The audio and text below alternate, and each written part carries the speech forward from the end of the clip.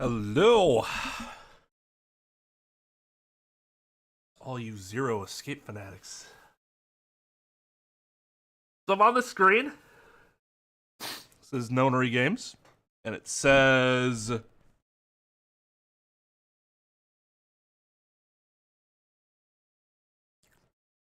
I got a couple things here. One, what do I play it?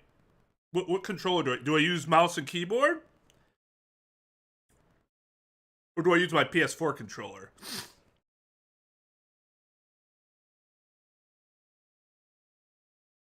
Also, video options. Windowed 1080.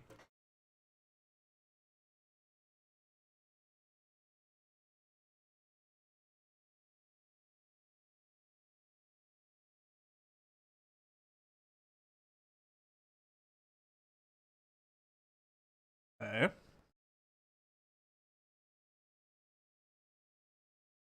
Okay. We'll stick with mouse and keyboard then.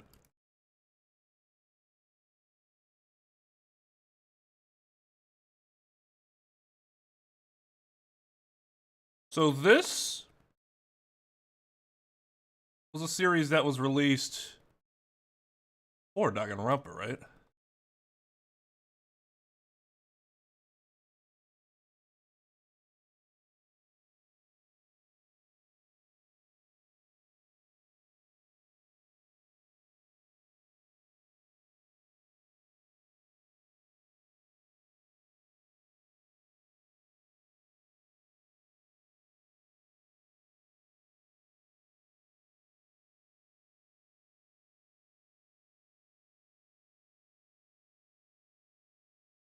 As you can see, this is the first time I've actually booted this.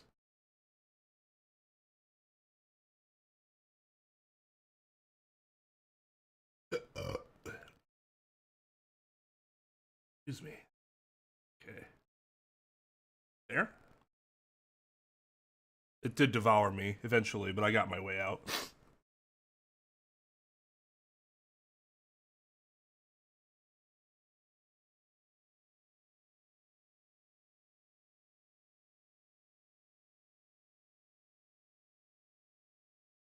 Alright,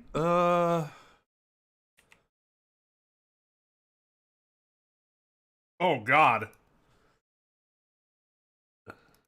I'm glad that was... Oh god, okay, I need to reduce volume just a tad. Jesus.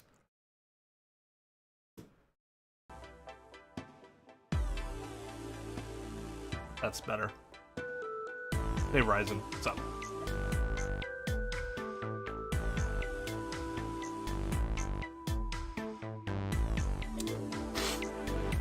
No, it was muted when I first heard it. So I was like, man, I'm glad that didn't bust anybody's eardrums except mine.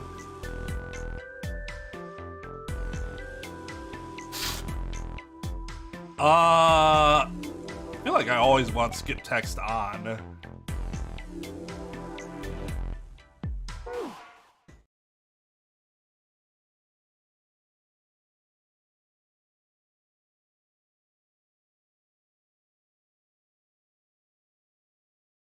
Yeah. I'm somebody who I need to have it on. I absolutely despise having skip text off. It always annoys me at some point.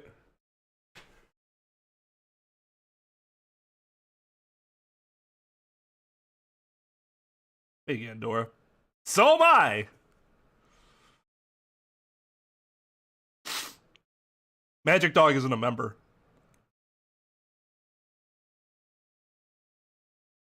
And actually, on my screen, on desktop, Trep is blue. But if you go to mobile, Trep is green. It's really weird. I don't know why they do that.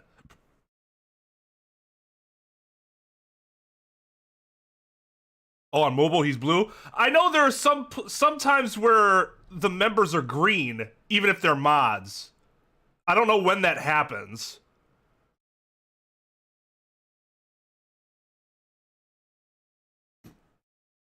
Yeah, maybe it just depends on what platform you're using. I don't know. But yeah, I've seen what Maxim is talking about before. Normally, for me, it shows up as blue on my desktop with the badge next to it.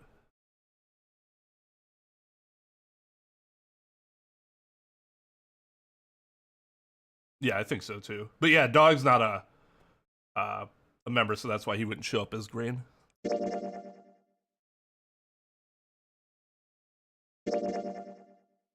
What a weird spot to have that. I might want to reduce the volume a bit more.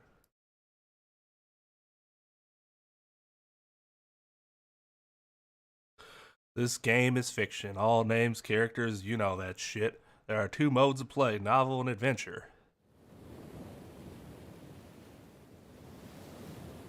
I feel like it's too low. Hold on. There we go.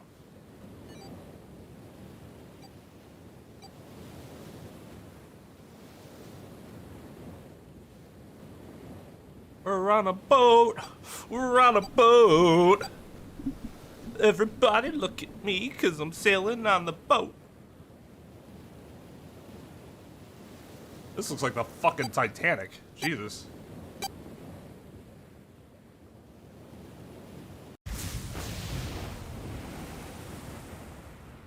Is that an explosion? Or is it beamed up in outer space? A loud noise startled Junpei awake, and his eyes snapped open. What the?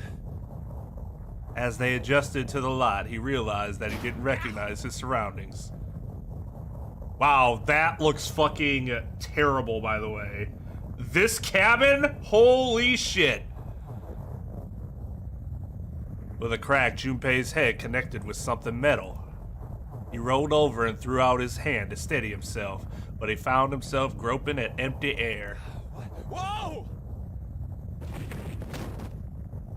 His balance lost and his still fuzzy mind struggling to understand what was going on, Junpei tumbled down to the cold gray floor with an E, by the way, because this is how we're doing things apparently. Ouch! God damn it! Ah, what the hell?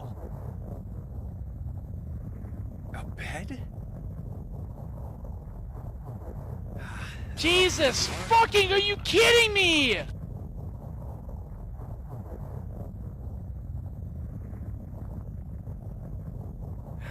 That really hurt. Yeah, that would be my reaction to that. Damn, my eyesight's kind of blurry. Must have hit my head. No, wait. That's not it. An earthquake. But it's shaking too fast for that. Anyway. Whatever.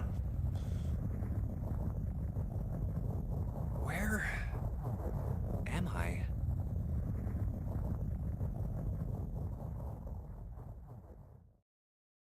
Wait, it stopped?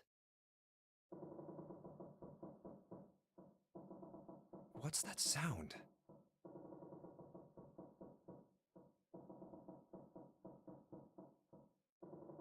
That's 5. What's this 5 mean? It's a really poor 5. It won't open. What's this?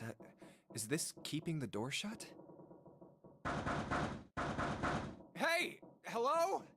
Is anyone there? Open the door! Huh? What the hell is this? A watch? It doesn't look like one. Yeah, I'm sure that's all it is. Tells you what number you are and tells time, and that is it. I'm sure it won't explode if you were to attempt to take it off. 5. That's the same as the door. What? How Our do I take powers this of off? observation and deduction are top notch here. Maybe pushing something on this will work?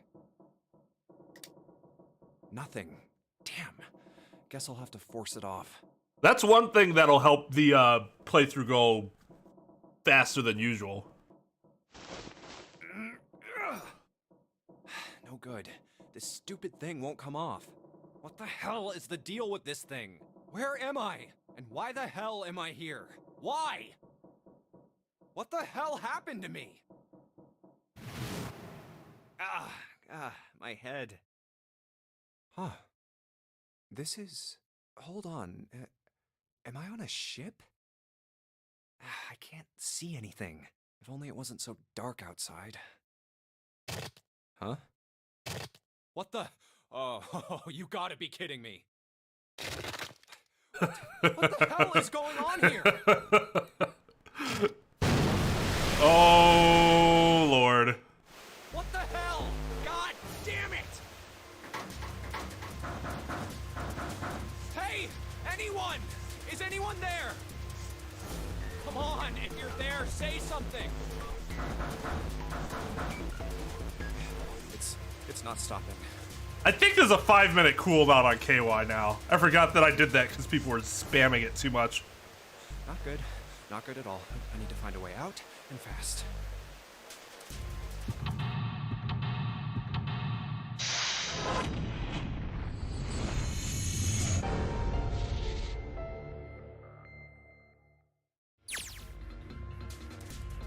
Sounds kind of like what's his face from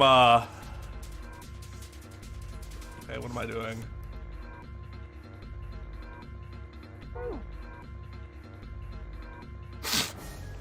From Team 4-Star.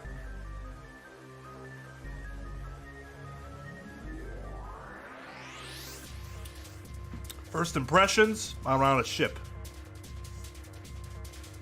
And I'm fucked. Oh, wait. Hold on, forgot one of the reasons I did this way is so that I could...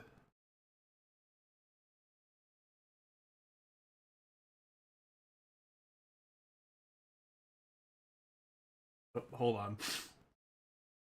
Oh, because it's...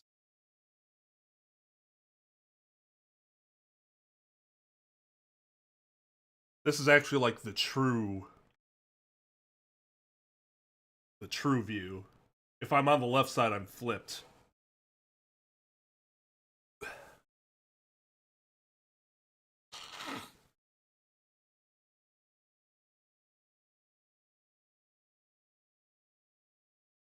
I'm sure I'll play one sometime that Trep hasn't played. Well, maybe. That's probably not true.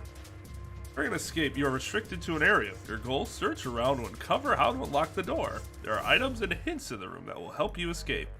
Click on a location that you find suspicious to search the room. Q and E to move about the room, okay?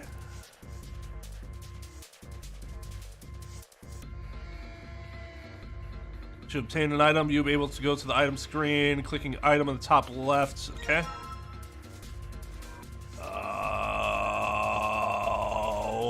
Okay.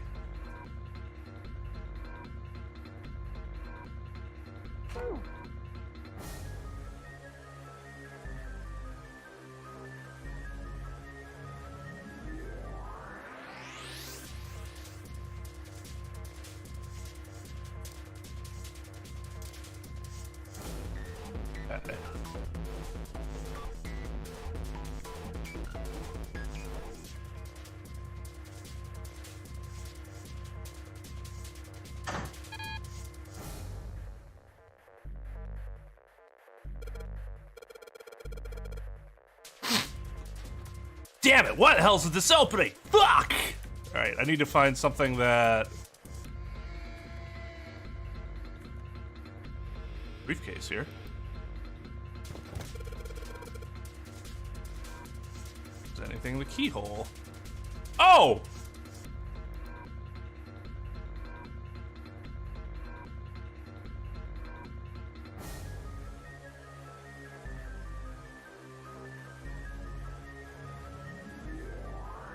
Alright, so I need to find a key. You look kind of suspicious. Ah.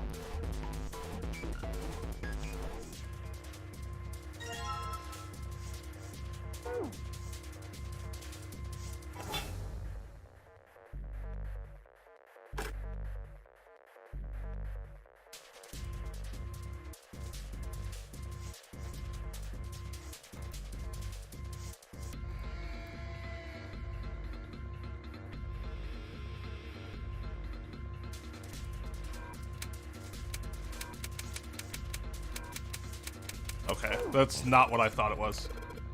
Okay.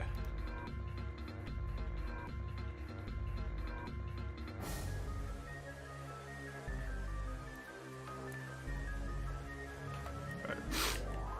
Gotta find the code.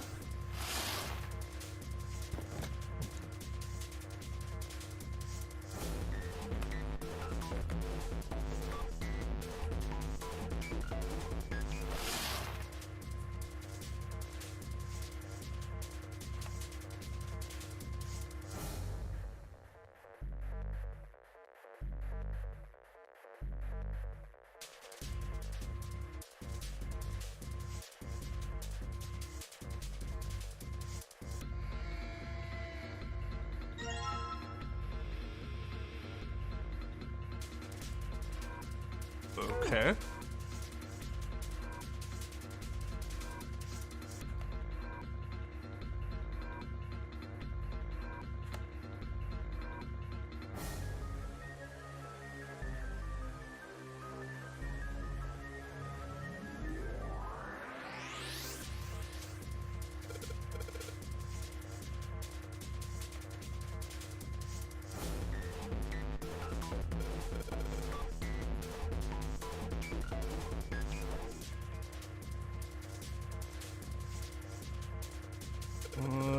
Yeah, I don't see anything there. Well.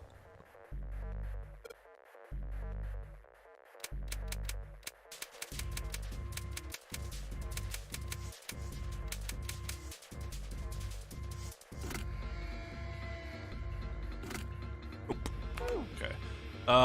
Let's look at this. Wait. Items.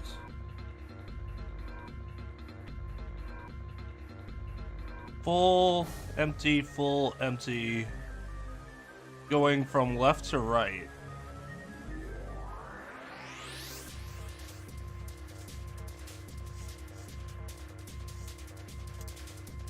This, I have no idea. Combine.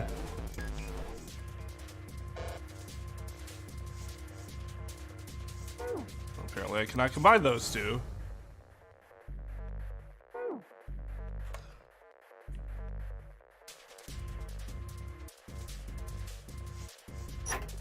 Aha.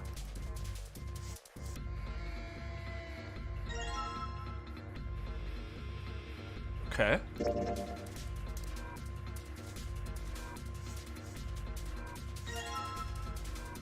Ah! Okay, so now there's a red and a blue suitcase.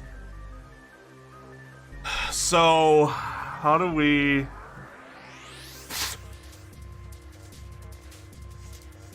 This is... Can we combine these two? Do I have to do that, or do I just figure it out? No, okay.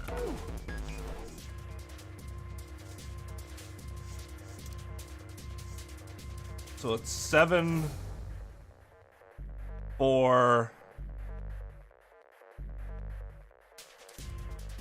6, 3? No, that's... Yeah. 7, 4, 6, 3. Yeah, I figured that out already.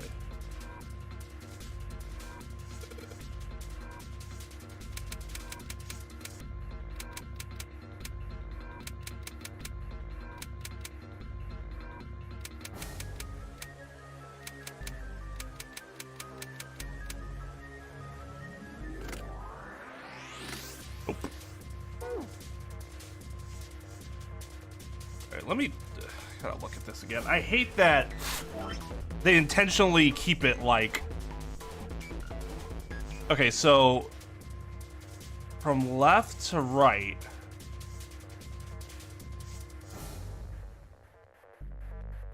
What's that, man?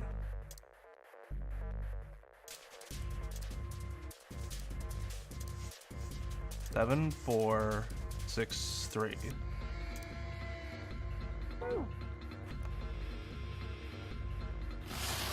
Right on this one real quick.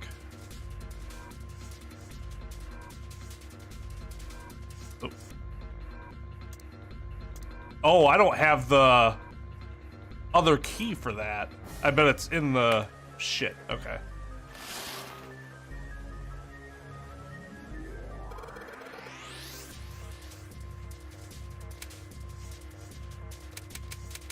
So these only go up to 5. What?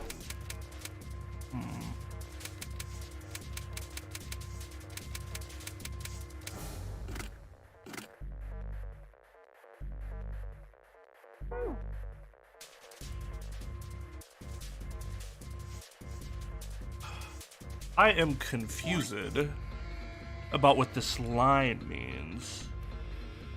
Supposed being left to right, unless I'm looking at it upside down. In which case it would be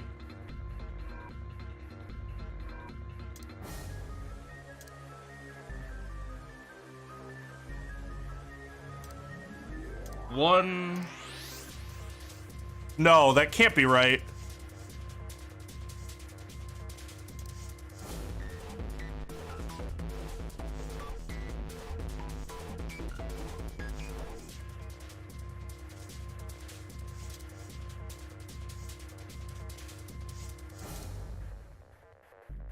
That can't be right because of how the numbers are aligned.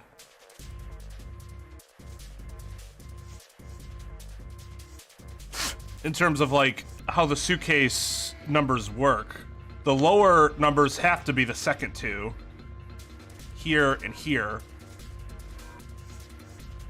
while the larger numbers have to be the ones on the left, here and here. 3, 2, 4.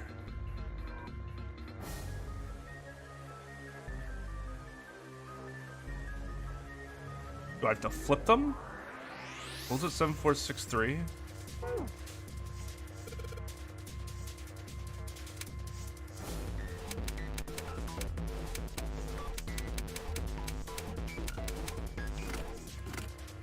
Nope. Okay.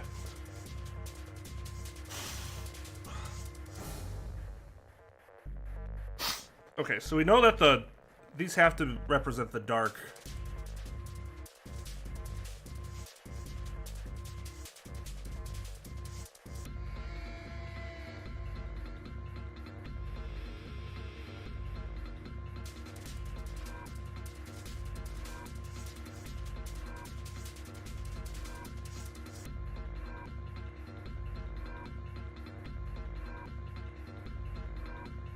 Yeah, I don't mind.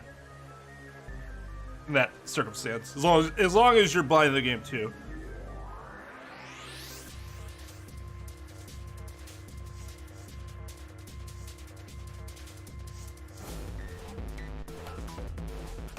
Wait, I have another idea.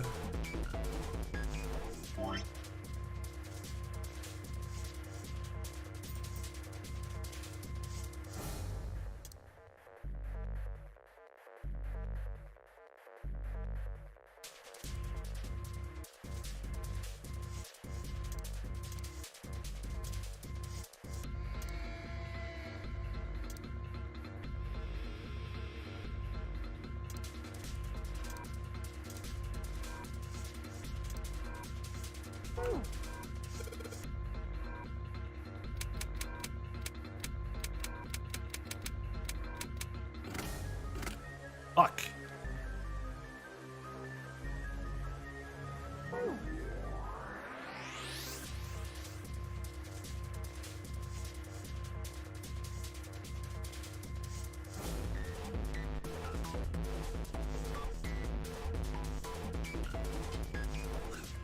No, we'd be fucked. Oops, I didn't mean to do that.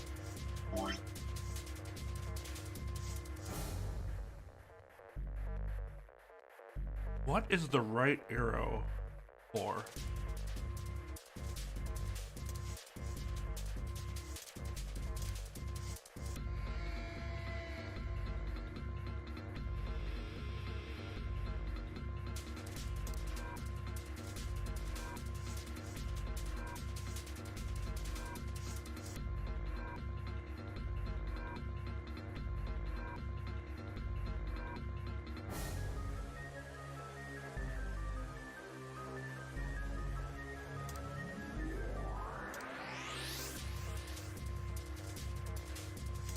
This would be 8174.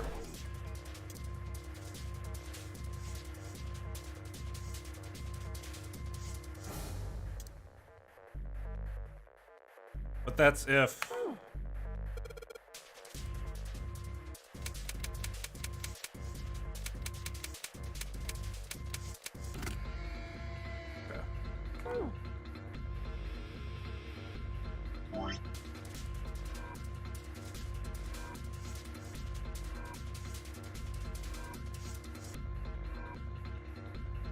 This would be 2.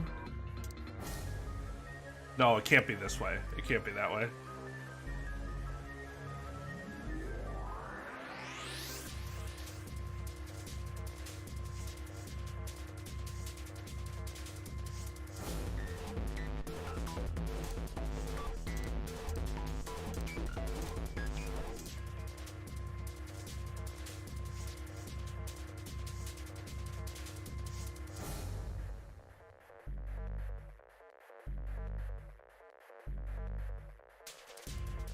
This is what's really confusing me.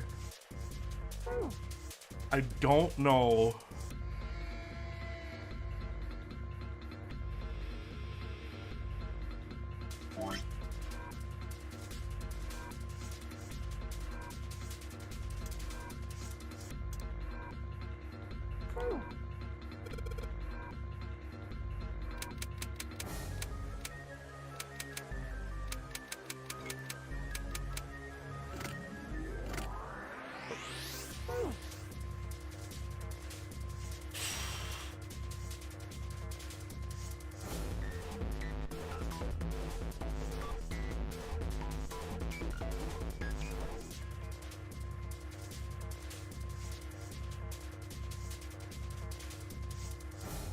Just brute force it. 00000 00001 00002.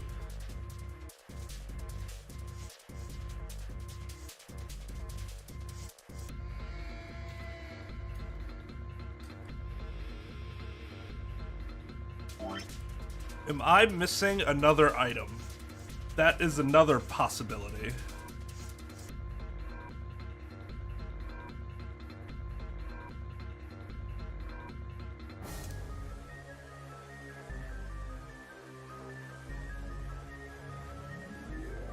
Another way of looking at this? No, that doesn't really help.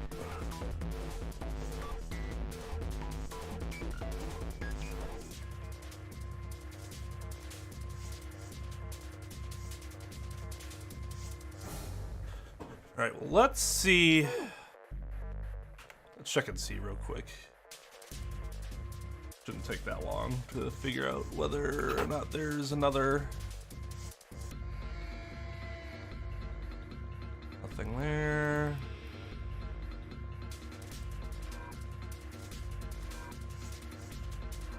Benches.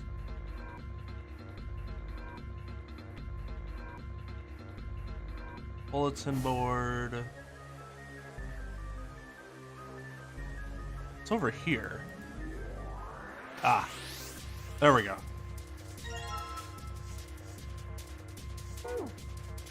Which makes more sense. Because it seems like the red's on the left, which seemed to indicate to me. Oh, what's up with my face? You look like shit, dog. I look like a zombie. Yeah? Man, what the hell happened to me? How did I end up here? I left work, headed back to my apartment, and...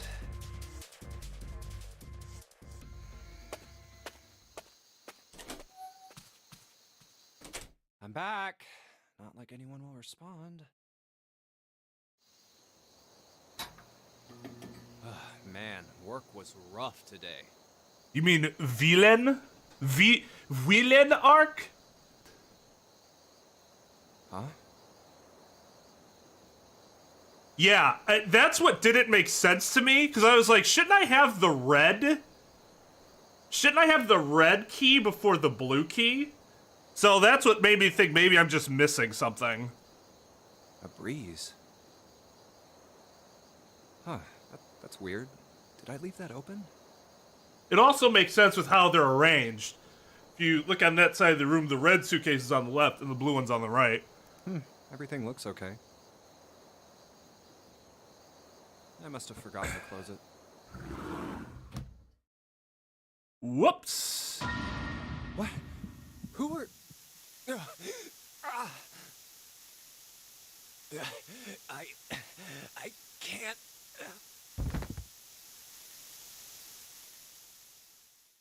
So you are taken to the Squid Games. You have been chosen. You are going to participate in a game. The Nonary game. It is a game where you will put your life on the line. That's right. That guy with the gas mask.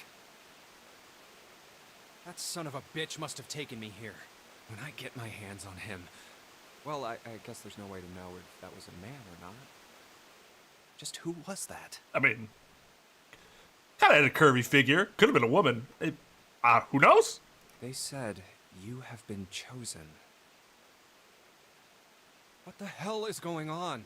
Why me?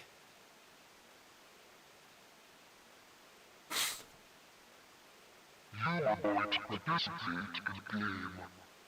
The Nonary game. It is a game where you will put your life on the line. The Nonary game. Huh. What the hell is a Nonary game? God damn it!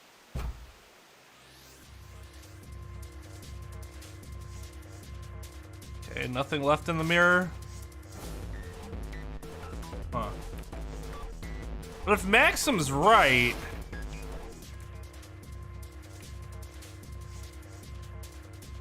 The problem is that I don't know where the other note would be.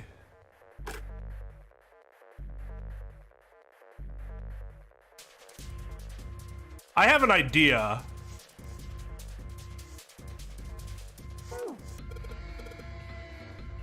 We haven't tried anything. I have an idea. So this one is, it was 7463. Yeah.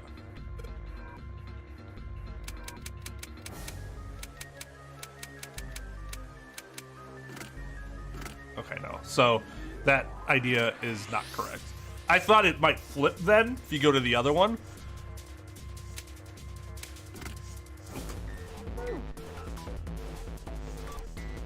Because it makes sense that there would be a second note, but where is it?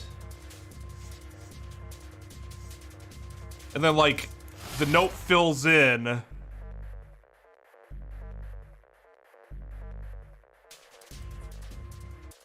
Oh. That doesn't really help.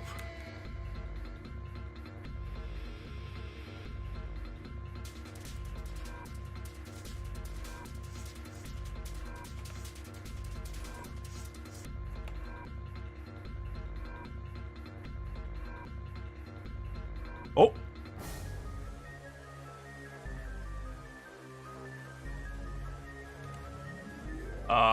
Oh, there we go.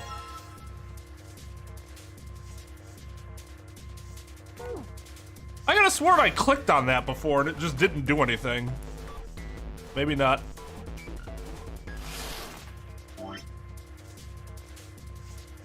Is this one? This one's flipped then, right? Yeah.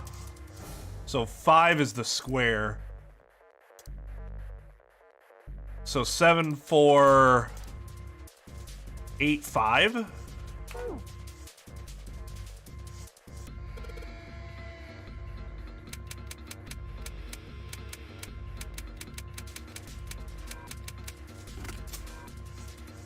Yeah.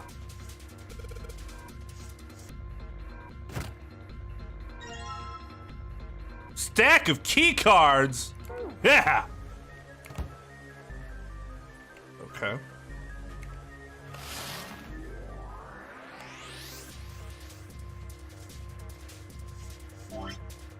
Well, so that teaches me to be a little more fucking smash that mouse button to make sure I'm clicking on it.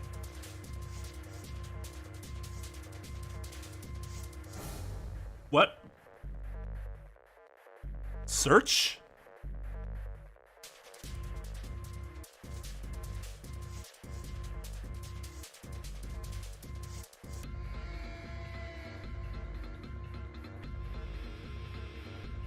What, this part?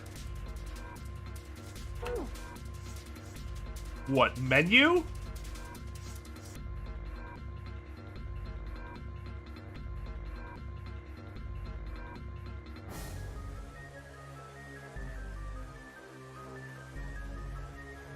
Wait.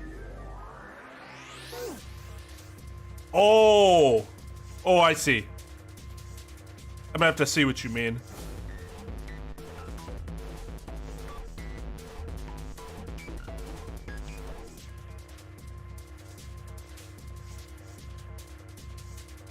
Okay, so 0, 2, 6, 3. Yeah.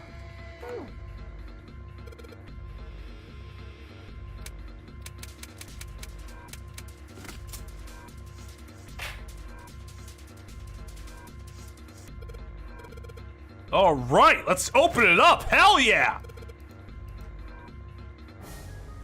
File.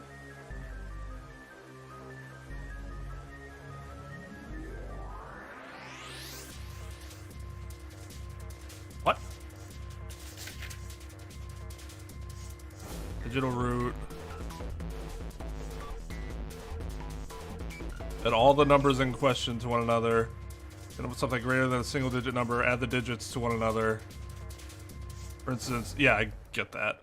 Keep adding digits in this manner until you have a single digit answer. That final single digit is your digital root. Single digital root of 678 would be 1321. 2 plus 1 is 3. Yeah.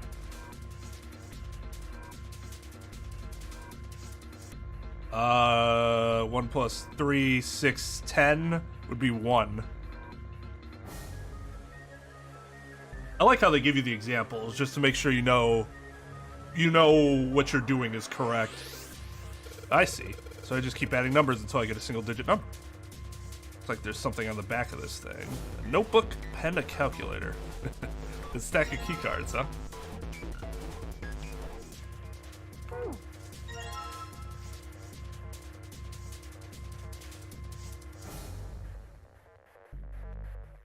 Oh, do I have to use the calculator to...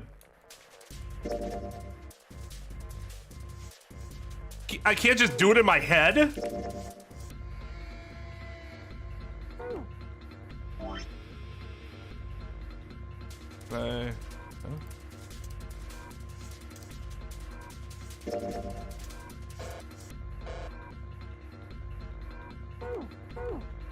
Alright, so 111 and 666.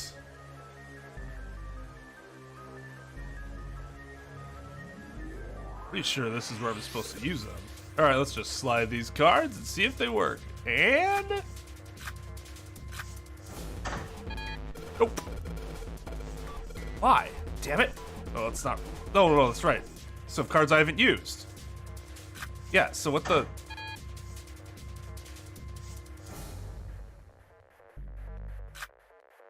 So how do I change the colors?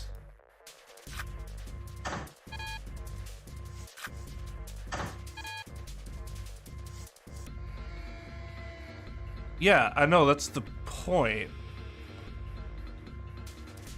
Okay, so... we have 3 single key cards.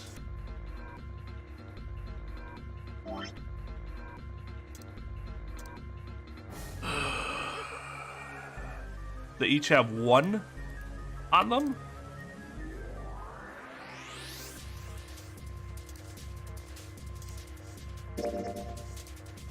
Can't combine them, that doesn't work.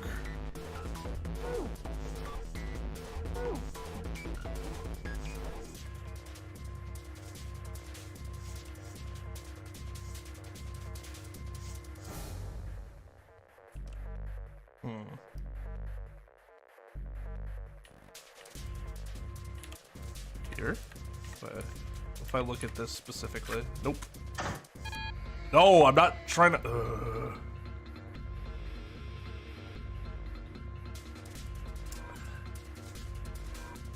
V doesn't...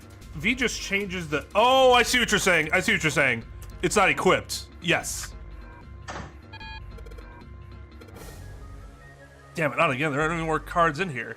We got one other hint. Of course, the files. Files said something about a digital root. Digital root, huh? What am I supposed to do with... There's a 5 on that door. Do I have to get a digital root of 5? Not really sure about this. Whatever, worth a shot. Let's see if this works. I'll just slide the cards that give me the digital root of 5 through the reader. Okay. So I need a digital root of 5, which means I need to hit, what, 15?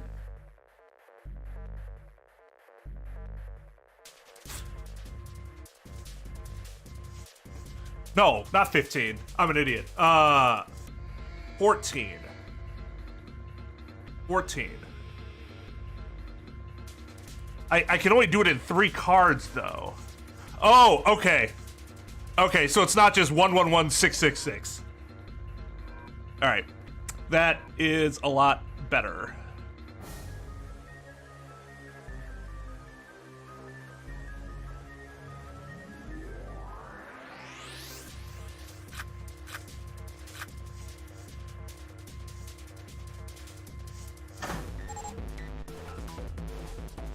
Alright. It's cool that there were several answers there too, right? It just unlocked? Well, that light was red. Now it's blue. No doubt about it. There's nothing keeping me in here now. Time to go.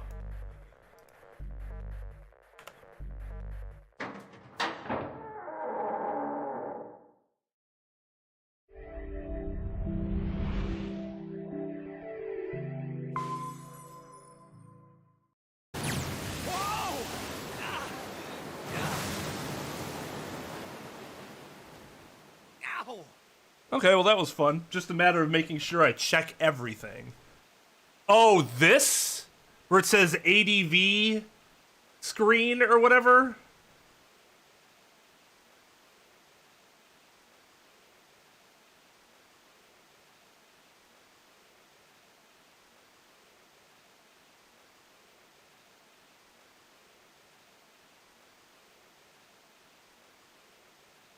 I see. So, should I switch it essentially every dialogue situation? Well, when I'm not actively doing something.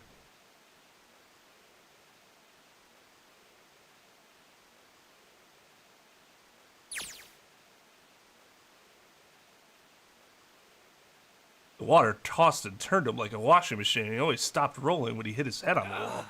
My head. Wait, is it over? Whew. That felt too much like being flushed down a toilet. Damn. How the fuck would you know? Junpei struggled to his feet in the still rushing water. Well, better than drowning, I guess. Am I in a hallway? The water that had followed him out of the room was rapidly pouring out of the door. It flowed quickly down the hallway and slammed into the foot of the short flight of stairs. Just 5 steps in fact, and at the top of this short staircase. A door. Another door. Damn this water. Let me go. Junpei leapt up the stairs straight for the door. Yes, it opened. The door burst open, and Junpei exploded out of it, only to freeze in his tracks. What other possible response could there have been to what he saw? What the hell? His voice trailed off, and all he could do was stare. A polished floor stretched out before him, ornate staircases rising up from the edges, each one of them equidistant from the others. I don't think I've ever seen that. I get what it is, but I don't think I've ever seen that word before. The stairs and pillars were solid wood. An Art Nouveau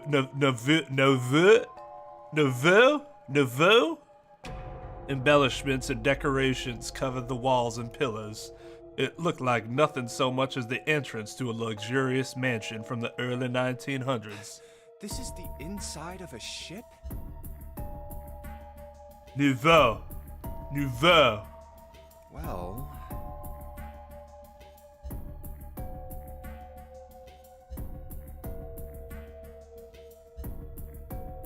The water quickly filled the hallway behind him, suggested that... yes, he was.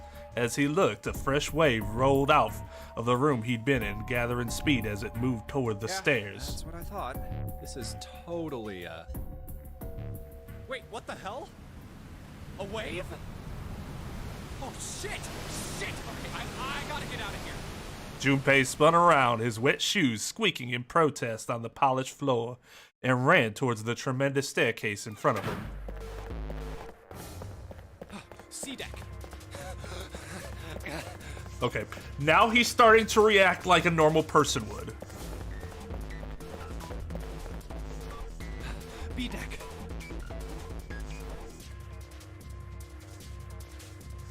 Hurry! Hurry! As he ran, he glanced quickly at the plates mounted on the wall, denoting the decks of the ship. A deck's next. He said to himself, stating the obvious. He took the stairs 2 at a time, not entirely sure where he would find himself, just as he began to wonder where, in fact, the stairs do lead. What? Junpei saw another person, or people, out of the corner of his eye. People? He stopped short, nearly tripping over the next stair, and looked. It wasn't just one person he'd seen, but 4.5 people, because my god, is that one man monstrous. On the landing to the left of the stairs, there were people staring at him.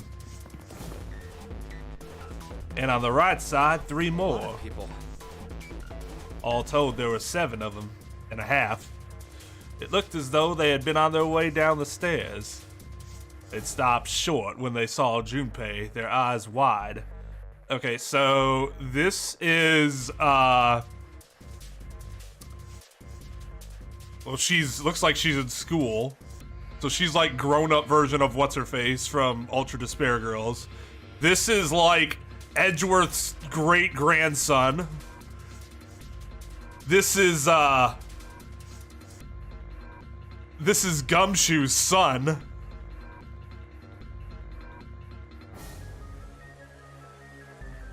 Then you have me, obviously.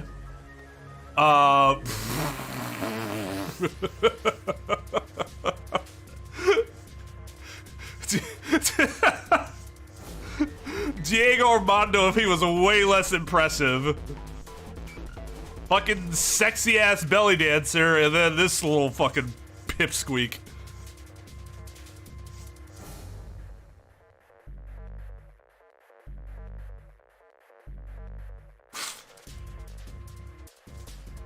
Nice guy, Diego Armando. He'd done the same, of course, and now they stood there staring at one another. Junpei didn't move, 1 foot placed awkwardly on the next step in the middle of a stride. Who were these people? Why were they frozen in place? This entire interaction lasted only a matter of seconds. The woman spoke to Junpei. The woman? There's 2 of them at least, so the woman spoke to Junpei and time began to move again. I guess it's another one. A dancer? Yeah, that's what I would guess. The woman was dressed, Junpei thought, rather like a dancer. Although, he wasn't I'm not exactly sure why I'm putting that word into brackets like that. Is it because you can insert whatever word you think you find appropriate there? Dancer, hooker, whore, model, motherfucking sexy beast.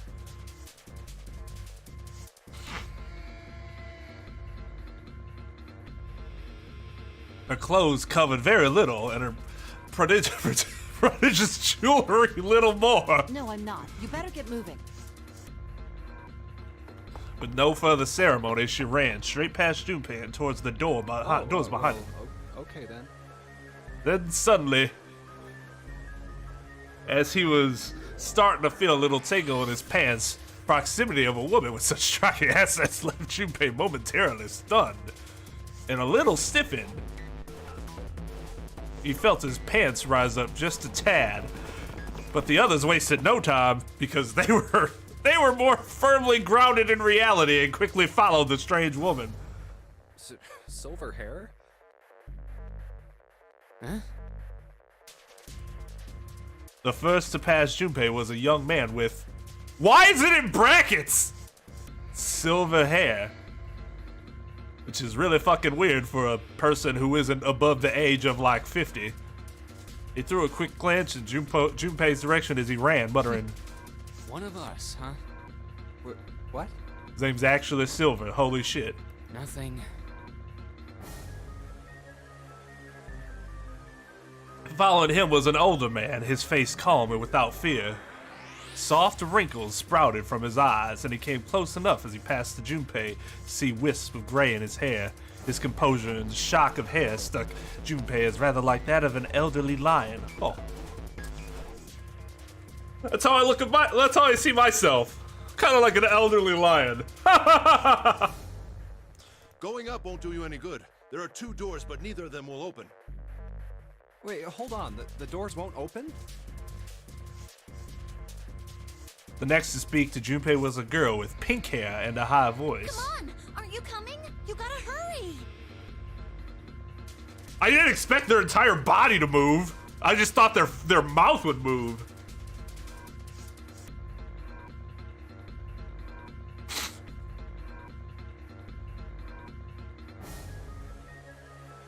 Her small hand was wrapped around the wrist of another man.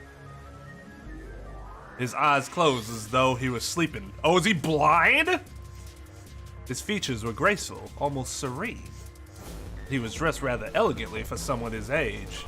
Something about his posture seemed very refined, and Junpei couldn't help feeling he was noble and dignified somehow, despite the fact that he was wearing his tie like a fucking tramp. I would know, because that's how I wear my tie.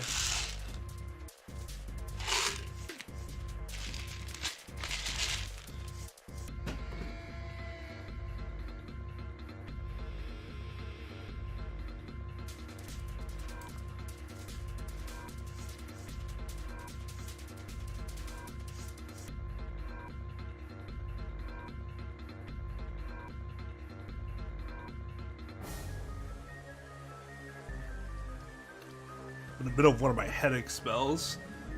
The weather acts really funky.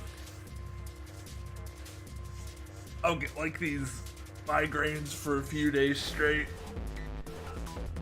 They're really annoying.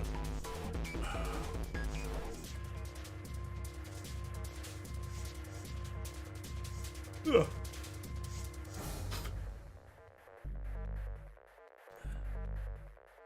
He'd certainly never seen one, but this man seemed like what Junpei had always imagined a prince would be like. That's 9 of us then. All of the cards are in hand. Okay, Lelouch, relax. What does that mean? Junpei opened his mouth to ask what the other man had meant, but the girl with pink hair rushed past him. Wait! They're gone. Just what is going on?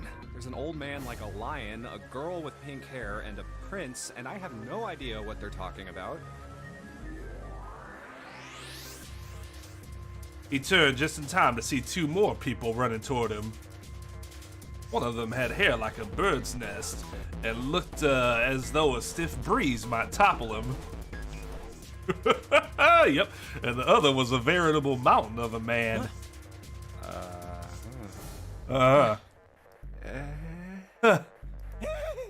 Good talk. Ah! Huh? What? Huh? Huh? What? Huh? Yeah.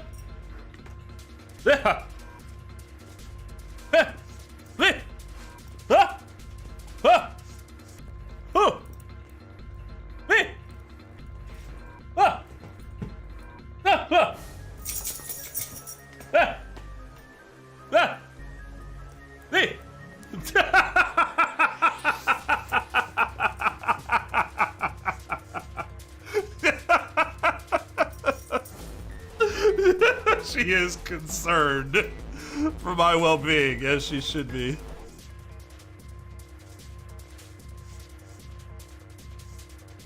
Good girl. Good girl. You're worried about me, and I appreciate it. I'm gonna take you out real quick before all those trucks start coming and you start freaking out and you don't want to go outside anymore. Probably a good idea, huh? Alright, I'll be right back. I gotta let her out before the garbage trucks start coming around because she will not go outside when that happens. And she will shit in the house. She really has to go.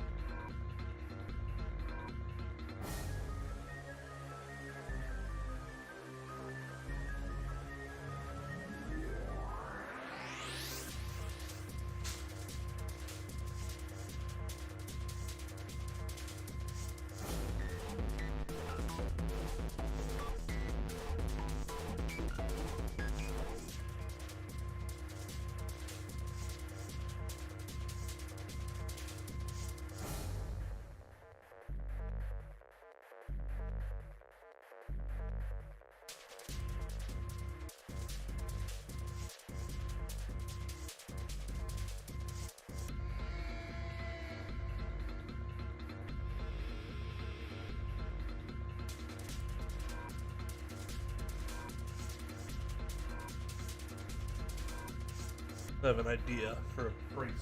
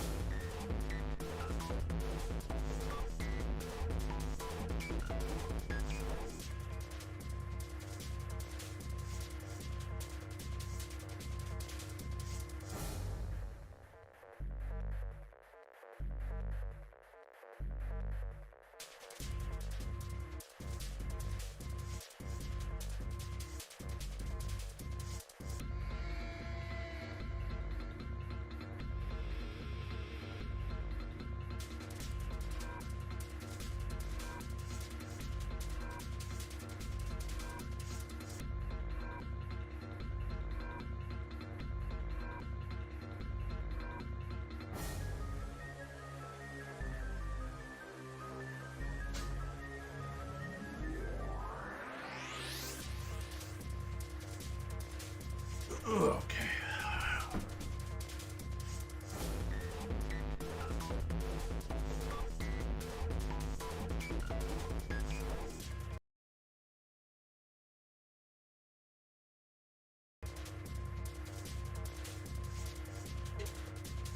Which is funny because I think he's by far been the best so far. Now, everyone hasn't really had a chance to show their stuff, but I've been most impressed with Junpei's over everyone else's so far.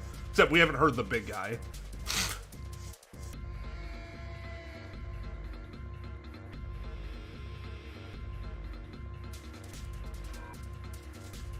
Oh, do you guys want a channel so that you can discuss spoilers?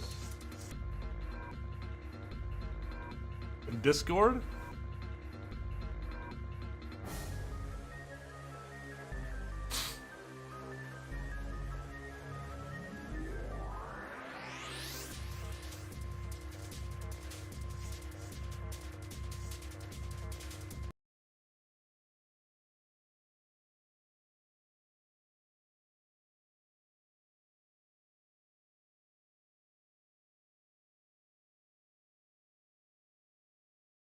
All right, Trep, you're gonna have to add a new roll function.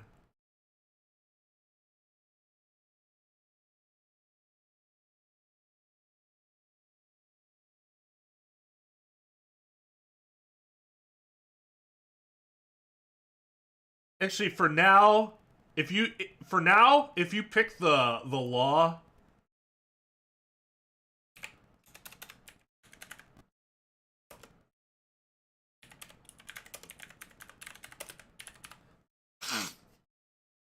if you pick the law roll,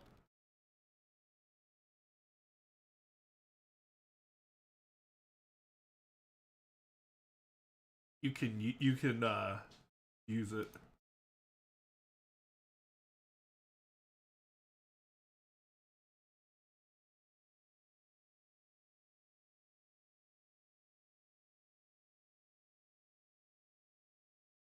Okay. Yep, you guys see it. Mute this.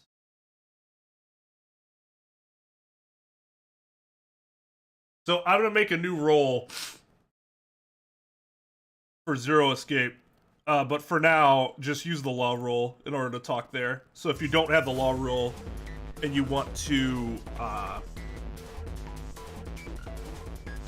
talk zero escape, just add the law roll to yourself and roll request.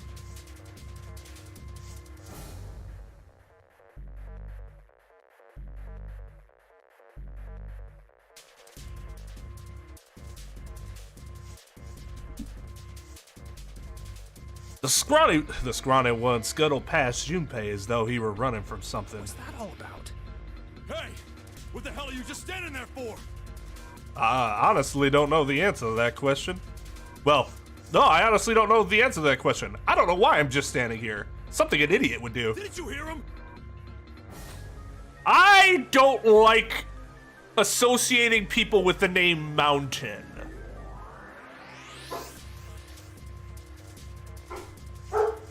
Not a huge fan of that personally. I think anybody who's watched Game of Thrones would agree with me. Here come the garbage trucks.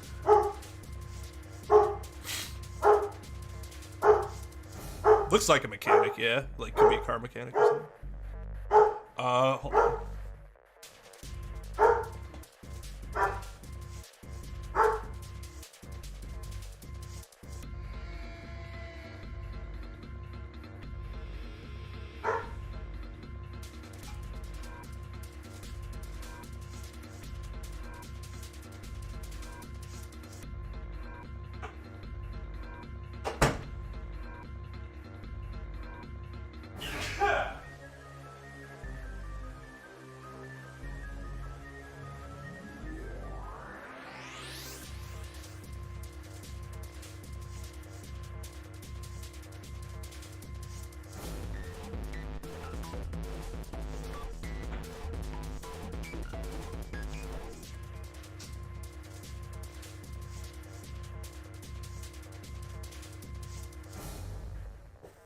Okay.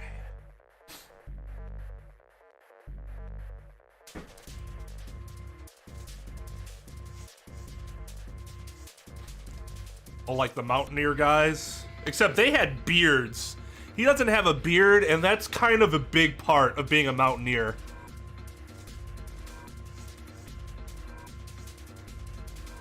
I could buy Fisherman too, yeah. Somebody who actually works on a wharf or something.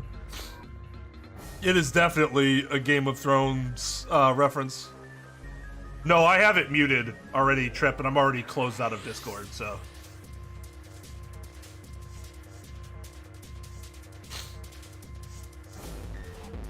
Zero escapologists. Well, as of right now, if I made that roll, it'd be zero escapists.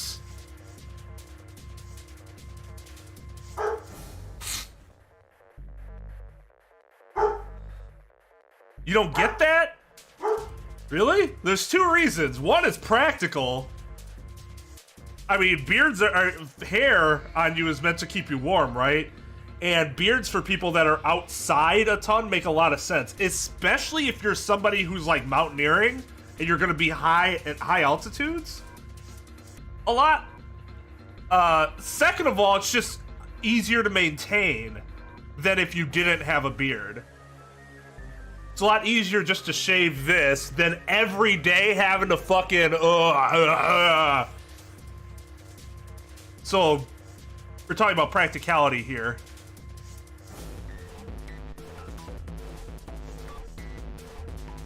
Oh, gotcha. Never mind then.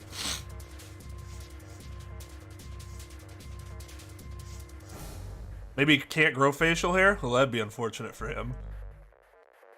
Well, he either can't grow facial hair or he's really fucking good at shaving, because that is a clean ass face. Although it's also possible that he's somehow managed to frighten his hair follicles from growing anymore. Because that looks like a face that could scare his own hair into receding.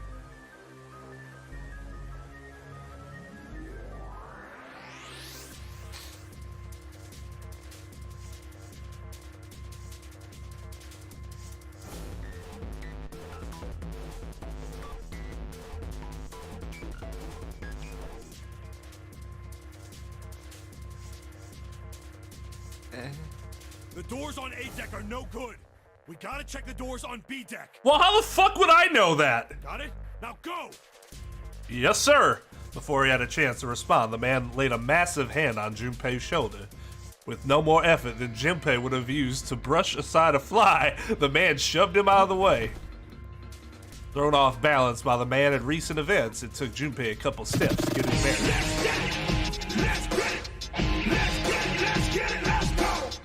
Hey, Daydreamer! Welcome to Student Body. Thank you so much for the membership. Enjoy those custom emotes.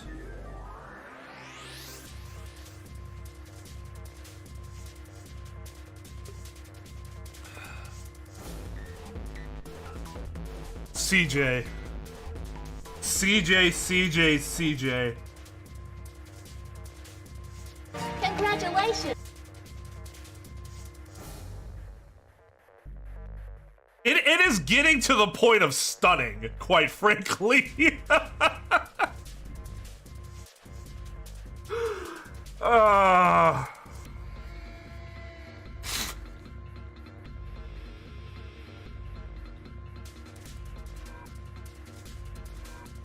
He finally regained his balance,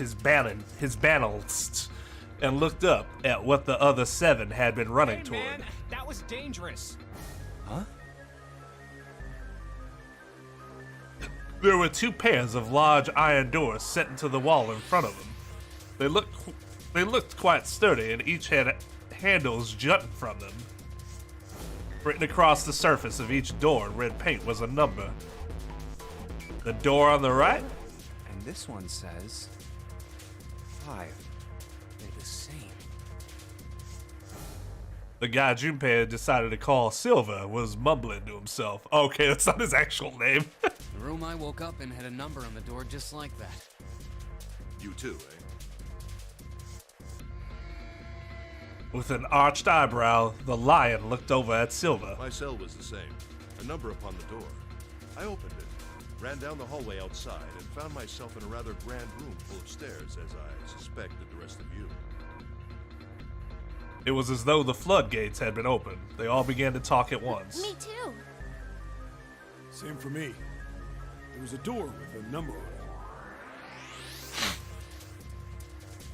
Are those like moles on her face, or does she have tear tattoos, meaning that she's killed 3 people before?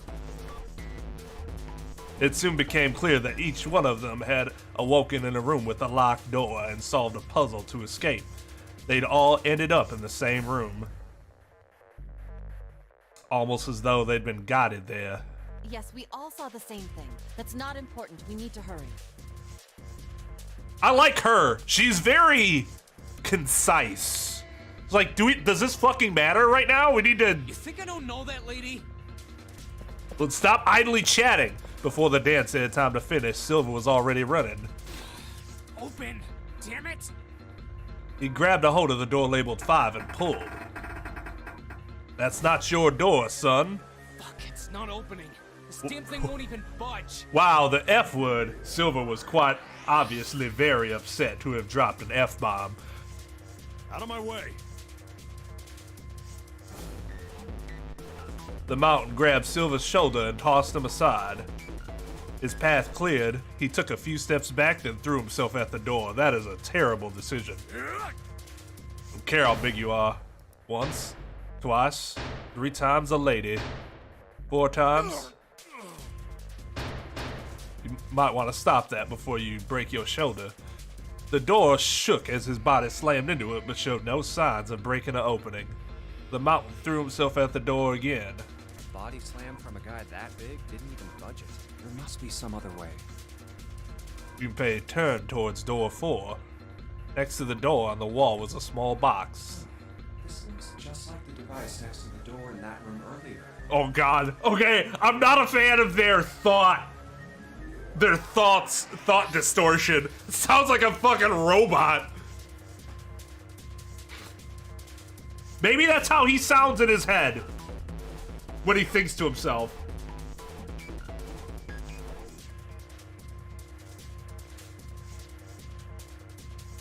So that means this door is probably locked too. But still... He had to check. Junpei grabbed a handle and threw all of his weight onto it. It was locked as tight as the door next to it, as he'd suspected. Junpei punched the door. It did not respond. He broke his fist because he's an idiot. Are there any other doors? Why would you punch a steel door like that? That's robophobic. He'd barely finished the thought when the C-deck plate he passed on his way up sprang, unbidden to his mind.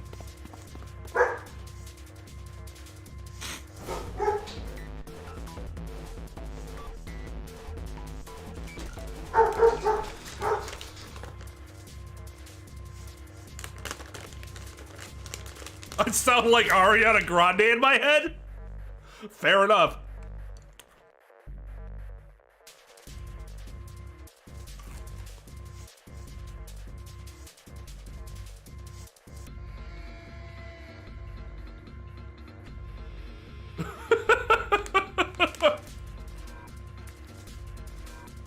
I too distort my voice beyond recognition in my head.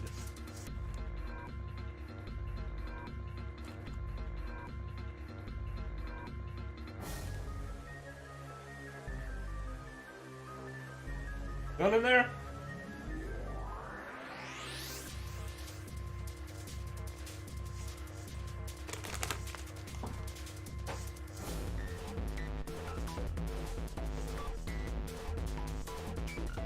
Junpei turned and ran back down the stairs. He had scarcely taken a step when, at the top of the stairs next to him, Omate clock embedded in the wall, he saw a person. It was a girl. She looked to be the same age as Junpei. He froze, unable to look away from her face. He wasn't confounded by her beauty or something equally silly. No, there was another reason he couldn't take his eyes off the girl. Junpei had seen her somewhere before. Couldn't quite remember where. Oh! It was an R and an N? Well, that makes more sense. I told you I'm blind. I have no regrets. I know what ornate means. I legit thought that was an M. But he knew he'd met her before. The girl too stared at Junpei, similarly stunned. Her response suggested she'd seen him before as well. Huh? Without saying a word, Junpei walked slowly toward her. She didn't move. It was almost as though she was held in place by some sort of magic spell. As Junpei stepped onto her landing, the spell broke. No sooner had he stepped his foot down than the whole ship shook a second time. Oh, and I'm sure she fell right into his arms. The quake caught the girl unprepared and she fell. Watch out! Moving on instinct, Junpei leapt to catch her. What if it said something like, moving on instinct, Junpei leapt out of the way?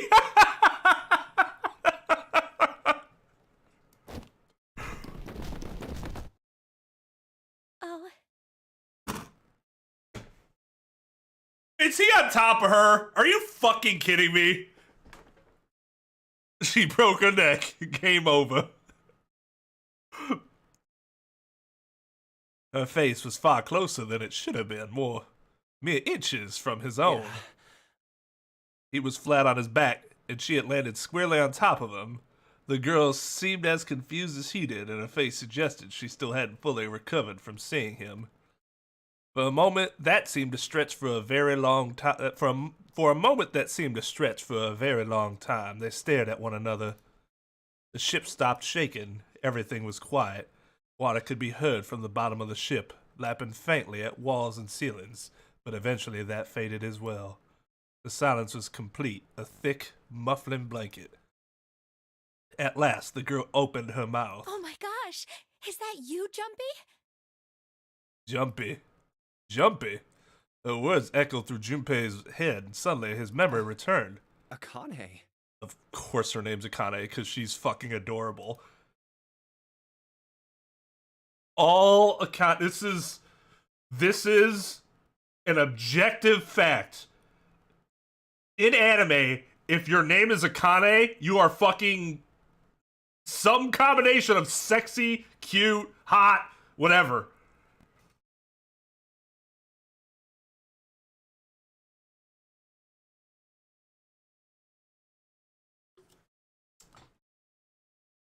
It's a fact. It's an objective fact. Why hadn't he realized it before? The girl was, brackets, Akane Kurashiki. She and Junpei had been friends in childhood. They'd gone to elementary school together for 6 years. But what was she doing on the ship? Her soft eyes were only inches away from his own. He could feel the warmth of her face.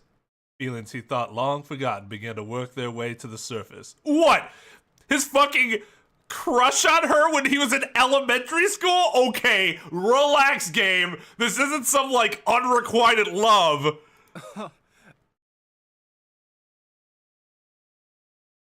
He could feel his face heating up. At that moment,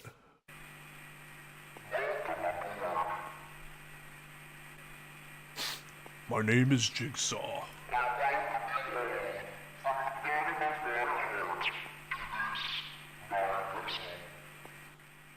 What?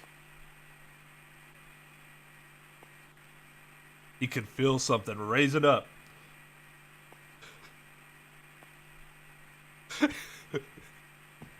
It was fortunate that the amount of inches she was away from his body was just a bit further than the amount of inches that he raised up.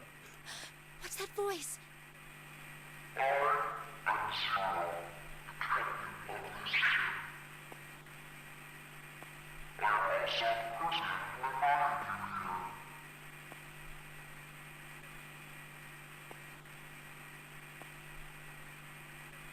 This is... Jumpy's Jumpy jumped! That is exactly what happened. That guy in the gas mask. I mean, it's just a voice changer. Any of them could have that voice. Hey, asshole! What the hell is this? Come on out here. I want to get a look at you. What do you mean to do to us? Yeah, this is the second Code Geass vibe I've gotten. First was the, what did he say? Something that was very close to Lelouch's, all the, what, goddamn, what would he say? All the elements at hand are in place, or some shit like that. Everything is in place. It was some weird way of saying that.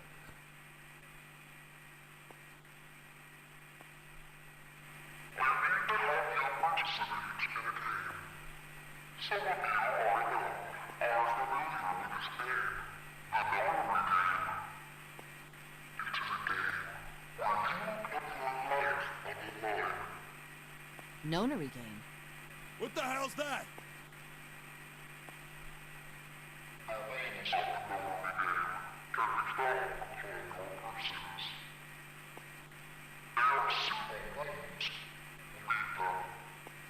What is he talking about? Hey, there's something in my pocket. Check this out. Hey, I got one too. You didn't check your pocket while you were stuck in that room looking for clues? Then it would seem Zero has seen fit to grace us each with a letter. Would you mind terribly reading it to us, young man? On this ship, you will find a handful of doors emblazoned with numbers. We will call them the numbered doors. Descriptive. The doors in front of you are a pair of the same. The key to opening these numbered doors are the numbered bracelets that each of you possess. Yeah, it's very similar in the dub. Like very, very close. I just don't remember exactly what it was. Should you total the numbers on your numbered bracelets,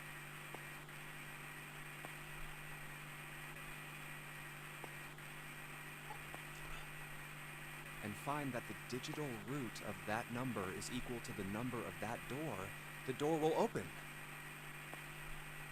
Only those who have opened the door may pass through.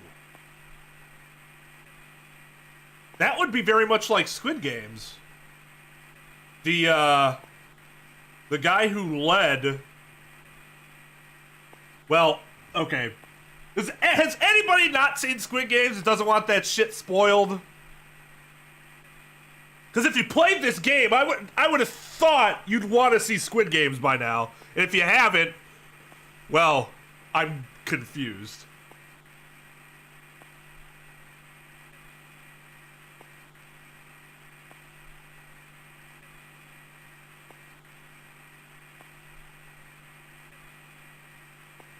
Oh, excuse me.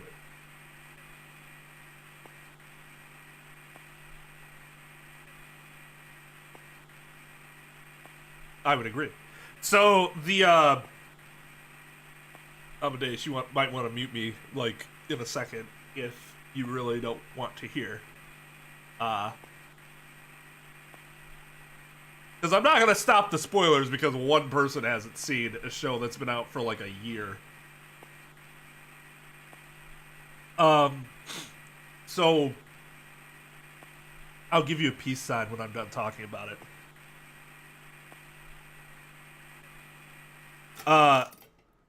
So in Squid Games, the person who was running the game, who had a voice modulator very much like this guy did, turned out to be a past winner.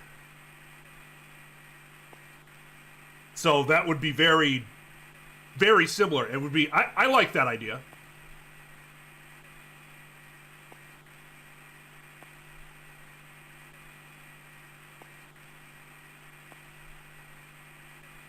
I am done.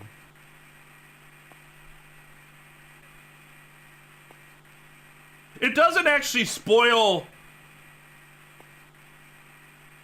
the primary part of the story behind the character. But it is a slight spoiler that you probably guessed within the first half of the episodes.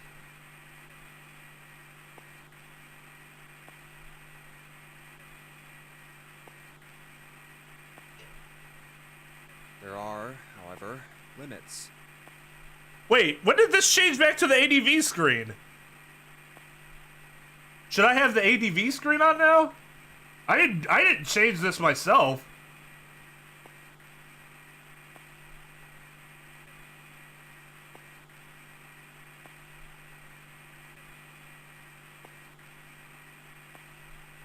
Should I leave it or should I go back?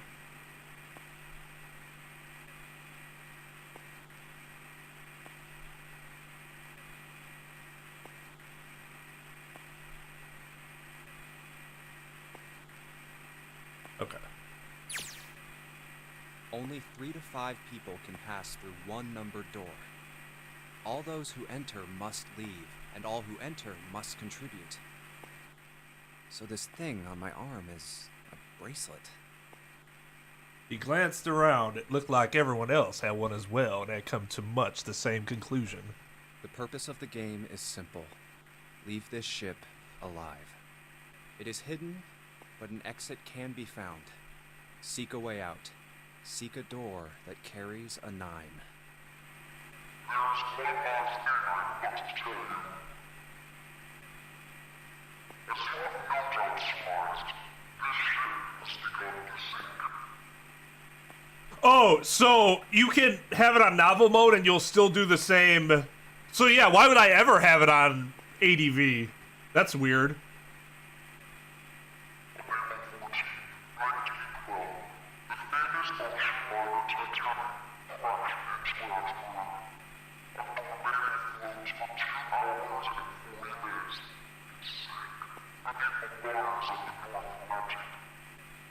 Alright, you're starting to get like the original Bane voice here where we can barely understand you. I can, but like, if you've ever gone back and listened to the original, what they originally did with Bane's voice, you'll understand why they changed it. They made it much more clear.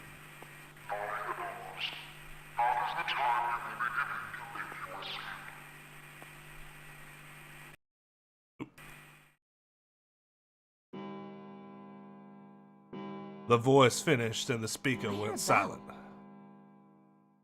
I think it's coming from over by the stairs. Is that Wendy Lee? It's the clock telling us the time. Everyone had their eyes on the antique clock embedded in the wall.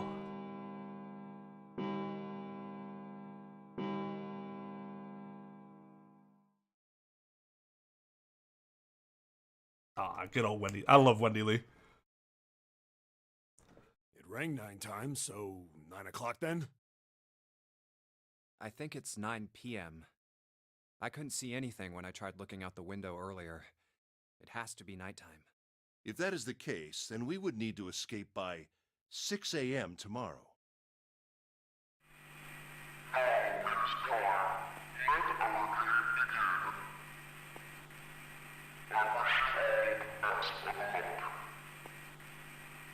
May the odds be forever in your favor. The speaker went silent and did not speak again. Hey! You bastard! What do you mean by that? Come out here, you asshole! Yeah, I'm sure he's just gonna be like, oh, okay. Sorry, I didn't realize you wanted to meet me in person. I'll come out right now. That guy won't stop shouting. And the others.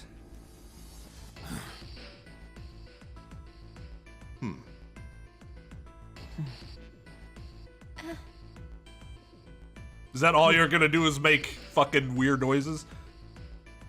Junpei, too, was consumed by his thoughts. I have way too many questions. Who is Zero? What's the Nonary game? What's it for? Is he some nutjob just doing this to mess with us, or does he have some other purpose? Why pick me to be part of this insane game? You said Junpei was the guy with the least experience. Is that Takahata 101? Because it kind of sounds like him. Not exactly, but I get a bit of that from him. And the others? Why are these 8 people here? Yeah. Oh, my bad, fam. You're free to go. I didn't realize I was being the asshole. I apologize. That was not my intent. And the most confusing of them all. Why is Akane here? I haven't seen her since elementary school. Why her? Why now? Coincidence? No. There's no way. There has to be a reason. I don't know what exactly, but there has to be. Very well. The lion's voice seemed oddly loud in the silence. Standing around here won't do us any good. Best we get moving, don't you think? Get moving?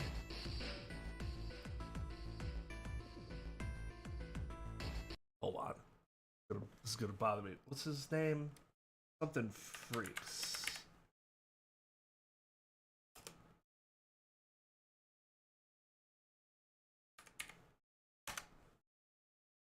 Scott freaks. Not Takahata. Kaiser Neko. That's what I'm thinking of.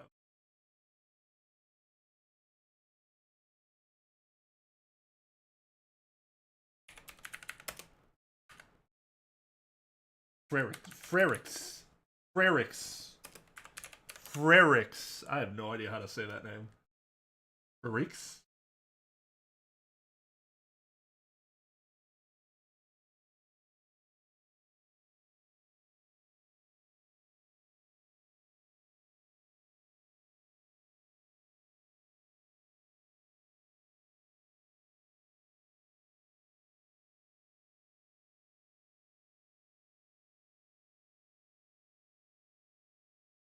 Why did they make him Gundam's voice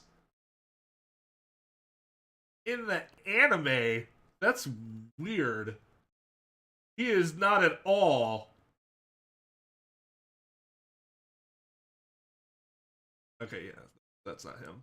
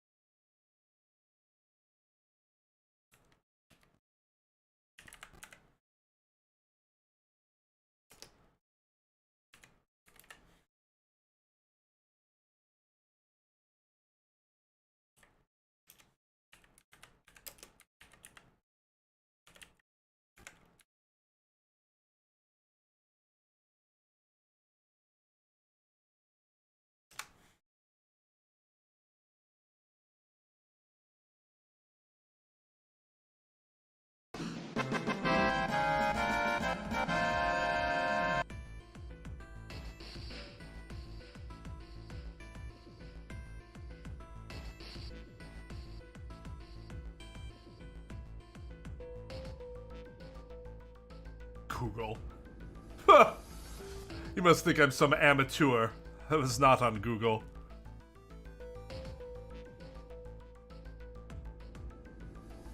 IMDb is significantly less spoiler heavy than Google is.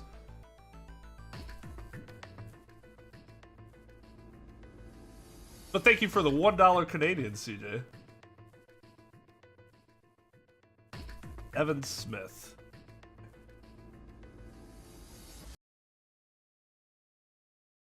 It can, but it's rare. I mean, if you guys really care, then answer my goddamn questions quicker. Because otherwise, I'm going to look. Because I have curiosity like a cat, and am constantly killed by it. I will enjoy the $1, thank you. Are you planning to open the numbered doors? Hey, wait! But don't tell me you're actually gonna do what this zero says. No, that's not what I mean. The lion shook his head, mildly annoyed. I'm saying let's find another way. After all, we haven't really examined this place yet. What? Where have we not looked? Everyone searched A deck already, right? Yeah, we were kind of in a rush though, so we probably missed some things. Why don't we check out the lower floors first? The ones that are flooded? We should see how deep this place goes. I can work with that. Then let's go.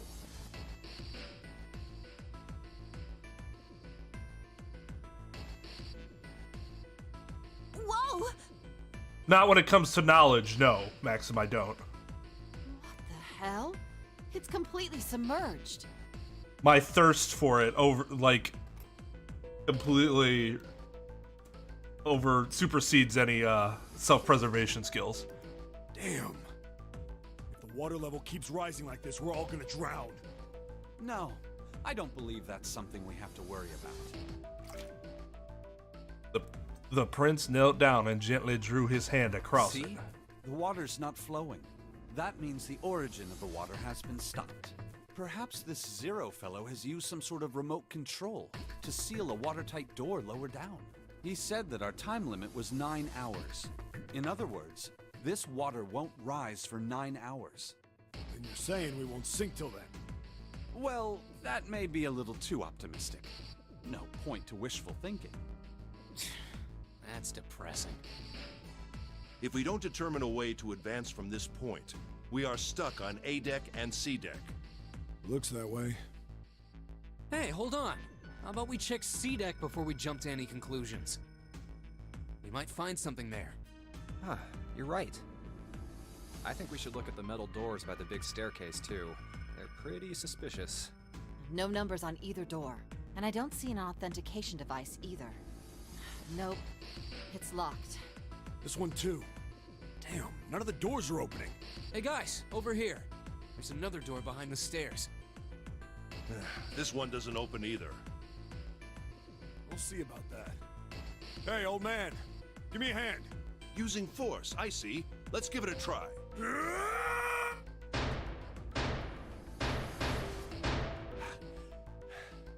It won't budge. Could you not just start shouting out of nowhere? You almost gave me a heart attack, you know. Oh, sorry. It doesn't appear to have moved even with two of us trying. It's very well made. Idiots. Try using your brain first. Huh? Take a closer look. A keyhole? Right. It's obvious what we need to open this door. A key, huh? You got a problem? No, I just really doubt we'll find a key that easily. Ignoring the tense air between the two, Junpei moved closer to examine the doorknob. What's this? Just above it was a strange mark in the shape of a circle surrounding a There's dot. a mark on it. Does it mean something? Hey, look! Over here, too! Hmm? Pink Hair was looking at double doors they hadn't examined yet. More doors. Let the show begin! Those clearly look like elevators. I think they're elevators. There's an inverted triangle button by them. May as well try pressing it. Huh. Nothing. Maybe the power isn't on. Or we need to do something with this card reader. And there's a strange mark here, too. What is this?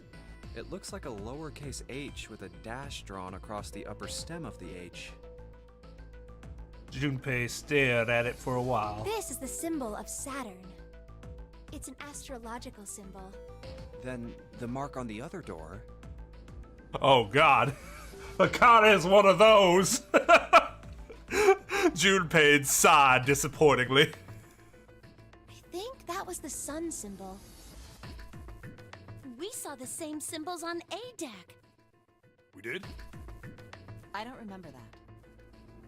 A deck, huh? I haven't been there, so I wouldn't know. We may as well check again since we're talking about it. Lion's words urged them on, and they took the stairs up.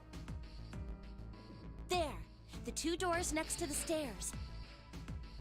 The one on the left had a keyhole with a similar symbol engraved on it. She's right. It looks similar to what we saw downstairs. This is an Earth symbol. The horizontal line symbolizes the equator, and the vertical one represents the prime meridian. I see. Junpei looked up at the ceiling. The ceiling. Metal plates. Huh. It's as if it's covering something up. Perhaps it was a dome of some kind. I wish we could get out through there. Be realistic. We'd need a lot of explosives to open that up. The windows, too. Huh. They're all covered. There are several windows along both sides of the ship, or at least there had been. They too were covered with metal plates. In other words, we're trapped. All the exits go nowhere. Junpei was not happy. The girl with pink hair spoke up. Well, I'm sure they go somewhere. We just can't open them. Then the mountain spoke. You don't know that. For all we know, they just open into walls or take us in circles. The prince did not agree. No. I'm sure they go somewhere. Otherwise, what point would there be? and we can open them. Well, 2 of them at least. Oh, you mean the numbered doors. Yo, what's up, Tom?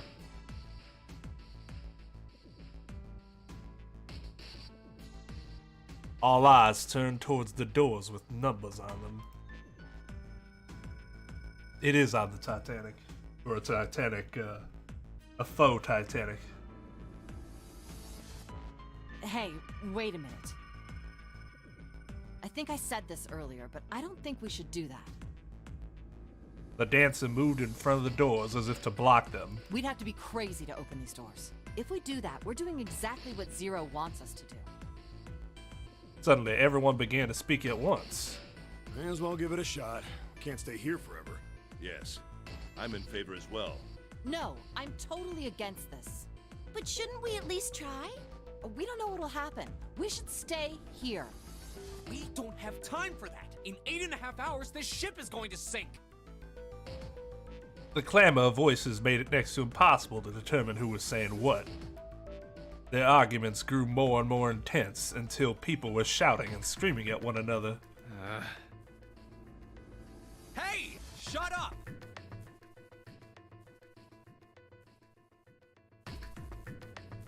They fell silent, and all eyes turned to Junpei.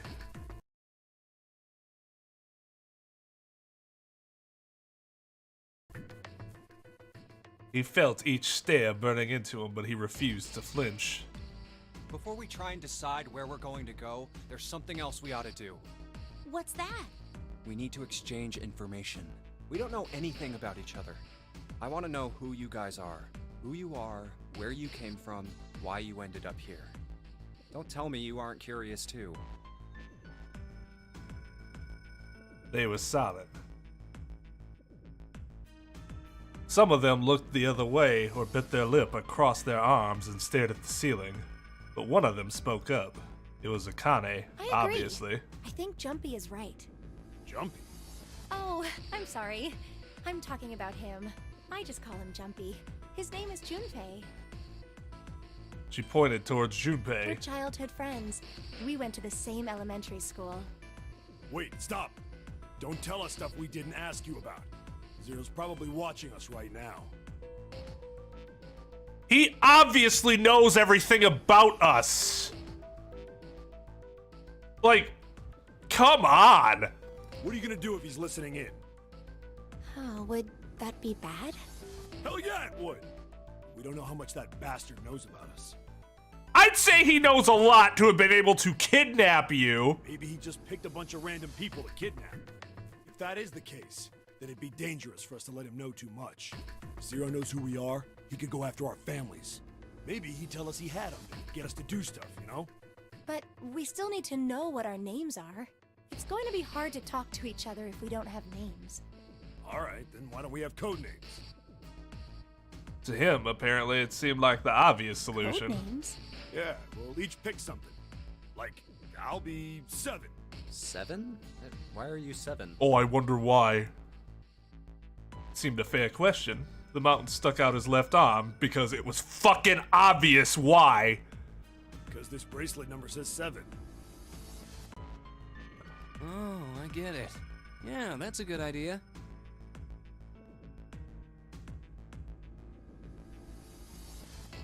He smirked. All right, I'm gonna be Santa. Why? That is not what I fucking was expecting from Silver. Any of you chumps know Japanese? No?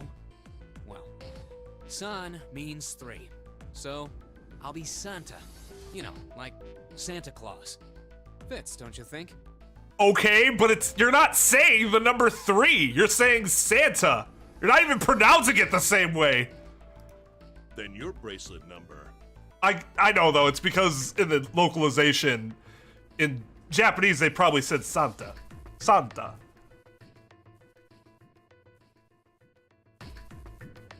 Yeah, it's got a 3 on it. Good job, Grandpa.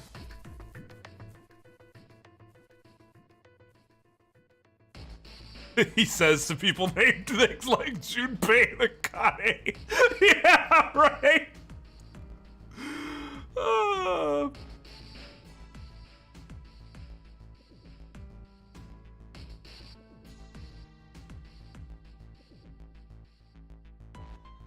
Sure enough, the face of his bracelet read 3. Very well then. I'll go next, shall I? My bracelet number is 1. Given that, I think ace seems appropriate.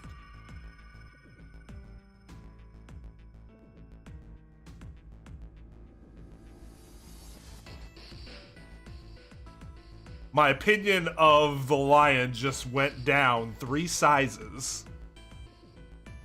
Ace, the fuck out of here.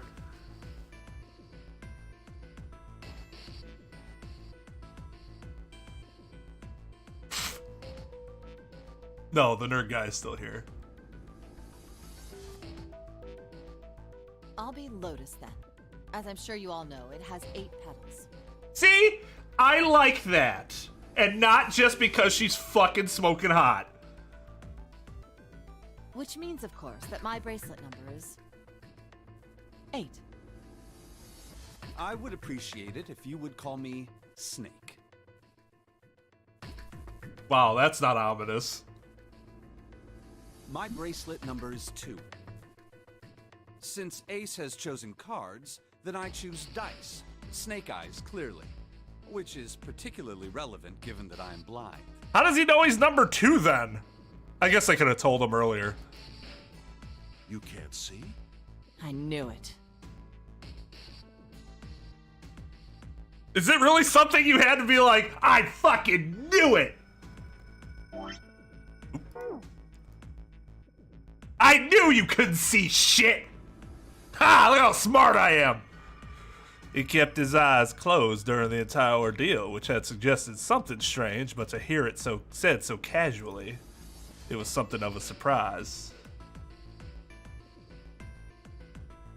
Everyone seemed a little nervous at the prince's proclamation, but no one seemed to know how to react to it. It's fucking blind! Get over it! He has, obviously. There was one person, however, who didn't seem to be surprised in the least. Yeah, the person that was leading him around? Yeah, I wonder why. The girl with pink hair. I want to be Clover. You know, like a Four-leaf clover! Right? Looking almost bored, she held out her left hand. The face of a bracelet showed the number 4. They'd come around to Junpei. He held out his bracelet. All right, my number's 5. So I guess I'm just 5, because... Alright, good nicknames that he could have with 5, and then we'll compare it to what his actual nickname will be. Ring? Or golden? Like 5 golden rings? That's all I got. Thief! 5-figure discount. I like it. Pentagon. Slightly below average penis. The 5th wheel. Ooh, Jupiter. I like that. I like Jupiter.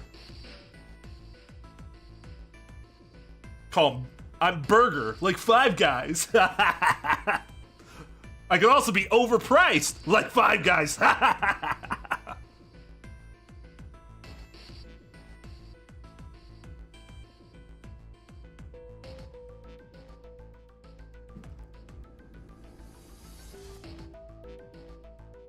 Cinco?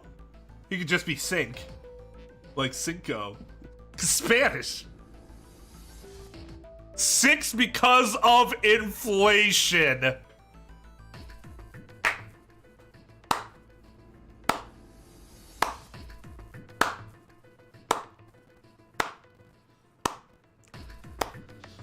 You get the slow clap.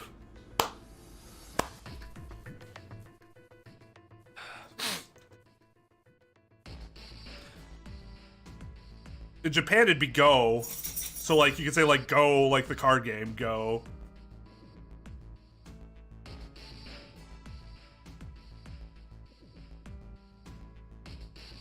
double meaning. V. I like V. That'd be cool.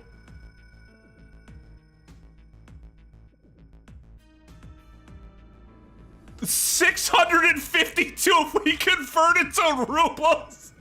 Oh God, it's so sad. It's so sad. All right. I actually would probably go with V. Like, personally, if it were me, even though 6 is the most hilarious. So my code name is gonna be... Why have one? It's not like there's any point to it now. Hey, fuck you! You all get cool-ass names. I'm gonna have a cool-ass name. The dancer cut him off mid-sentence. I mean, we all know your name already. You're Junpei. Oh, That's also true, but call me something cooler. I actually think Junpei is a cool name. They all nodded. Akane stepped forward nervously. Then you should all call me by my name too. Because, I mean, it doesn't seem... It doesn't seem fair to Jumpy. You're thinking it's not cool for you to hide your name after you told us his. Akane fidgeted awkwardly. Junpei decided he had to do What's your bracelet number? something. It's 6. She hesitated for a moment, then held out her left hand. Oh, I bet it's not 6. I bet it's 9 because it's upside down. As she claimed, the bracelet's face showed a 6. Junpei looked at it for a moment and thought. alright then. Why don't we call you June? Like June and Junpei. That's, you know. I don't know. I know they sound similar, but that's just a coincidence. I thought it was kind of cute, but not because my name's Junpei or anything. June? Yeah, you know, it's the 6th month of the year.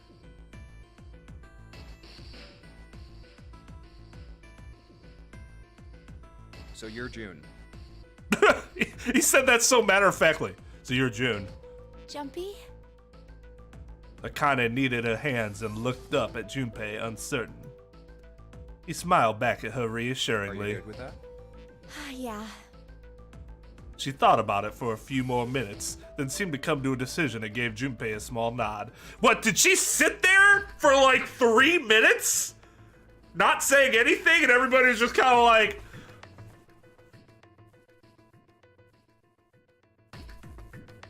waiting for her decision here.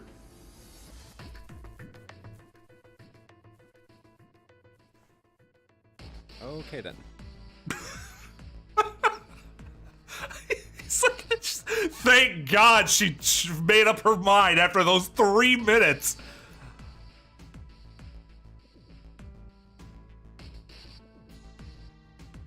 The names decided, Junpei ran over them quickly in his So head. this is how everyone breaks down.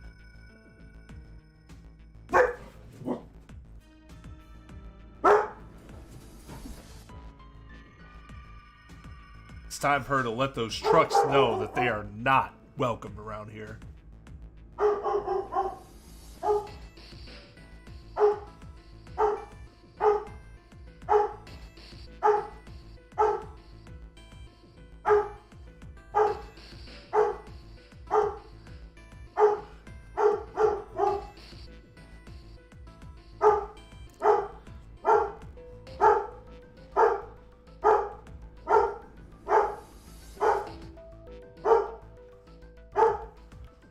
But yeah, she's turned her attention back to the evil garbage men.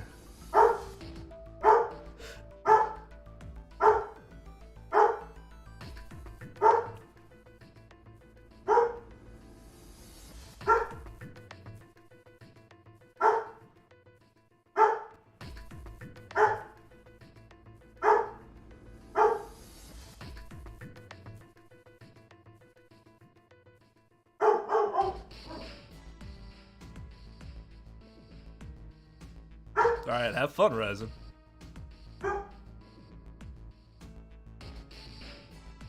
Alright, later, Tom.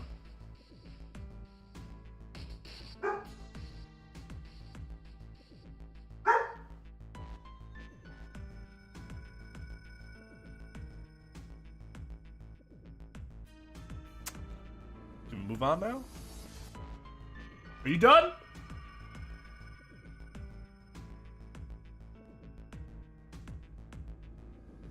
One is ace. 2 is snake. 1 is tool.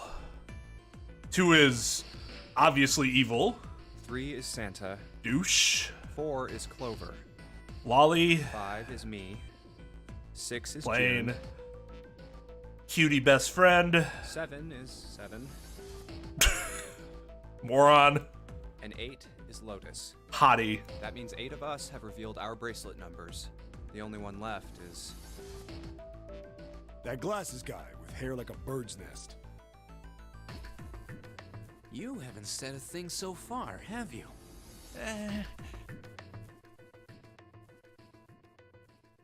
His skin was pale, his breathing was heavy, and he was soaked with nervous sweat. His behavior seemed very suspicious, or perhaps simply emotionally unstable. It was difficult to tell. Whatever the case, it seemed clear that he had only a fingertip's worth of a grip on his sanity. The girl with pink hair, Clover, walked up to him slowly. She put her hands on her hips and eyed him suspiciously. What number are you? He didn't answer.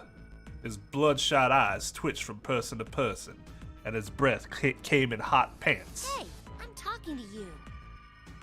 The man licked his dry lips with a shaking tongue and spoke with a voice like old paper. Isn't it obvious? There are 9 people here, and you know who numbers 1 through 8 are. I'm the only one left. So, you're number 0. So you're 9? Yeah. He extended a trembling arm. The bracelet did indeed say 9, or upside down 6. Clover looked at it contemptuously. What's your code name? Code name? What do you want us to call you? We all made up names. You should too. I don't need one. Why not? Because I am not gonna stay here with you. He took a shuddering breath and exhaled. Clover looked at him with something like disgust. You've got some sort of plan? I do. Yeah? What's that? You sure you want to know? Yeah? All right, let me show you. I'm gonna do this! By the time they realized what he was doing, it was too late to stop him. The man's body moved like a snake's. In the blink of an eye, he had slid around behind her and wrapped his arm around her waist. Hey! What the hell do you think you're doing? Santos leapt forward toward Clover and the 9th man. He was halfway there Stay when back. suddenly the man's hand dove into his pocket. Ah. He held it to Clover's pale, quivering neck. If you get any closer, I'll cut her open. Yeah, that's right. The man's smile was neither friendly nor reassuring. Sweat poured down his neck, soaking the collar of his shirt. Clover, are you all right? The Prince Snake's voice sounded oddly concerned. What, are you surprised he has feelings? Yeah, I'm fine. Her voice shook, making her words even less convincing. What the hell are you trying to do? I told you. This is my plan. What are you gonna do to her, you sick son of a bitch? Don't worry. I'm not gonna do anything to her. If she just does what I tell her to, I'll let her go. He started to move backward, slowly, keeping his grip on Clover. Slowly. That's right. Just follow me. Keeping their distance, Junpei and the others followed. Eventually, the man reached the wall. He gave a start as his back touched it, then glanced around quickly and spoke. Here. Verify. The left. Look on your left. Do you see the device on the wall? Place your hand on the scanner panel, the round part. What if I don't? The man's nostrils flared and he looked like he was about to choke. Are you an idiot? What do you think? I could slit your throat right now. I'll kill you if I have to. And then you get nowhere. So that would be really stupid, wouldn't it? All I need is your bracelet. Oh. Well, in that case, Just do it! Do it now! do it now. He pressed the knife against Clover's neck, hard. Okay, I'll do it. Slowly, she stretched her left hand out toward the Like device. this. Her back was to it, and she had to feel around for a moment before she found the circular panel. It made a cold electronic noise, and on the display above her hand, an asterisk appeared. So that's how it works. He called that round part of the device the scanner panel. If we put our left hand on it, our bracelet number gets entered into the device. Then, I don't know. It'd be interesting to see if they, like, need to be alive for it to work. Should you total the numbers on your numbered bracelets,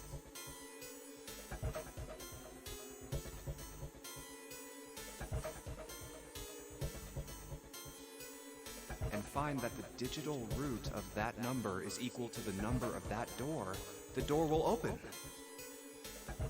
Junpei shifted his eyes to the door itself. The number on it was 5. But why does this guy know so much about how this thing works? It's like he knows exactly what to do. Good. Good. You're done. Next. His bloodshot eyes crept from person to person until finally they stopped on the lion. You, right? You're the one with the number 1 bracelet, right? Yes, I am. So? Then you're next. Just verify your number like this little brat did. What are you doing? Do it! Don't you care what happens to her? Okay, just calm down. Ace held up his hands, palms out. The 9th man jerked his chin toward the device. Slowly, cautiously, Ace moved toward the device. Well, I already see one issue. If he only takes 3 people, we're going to be leaving somebody behind.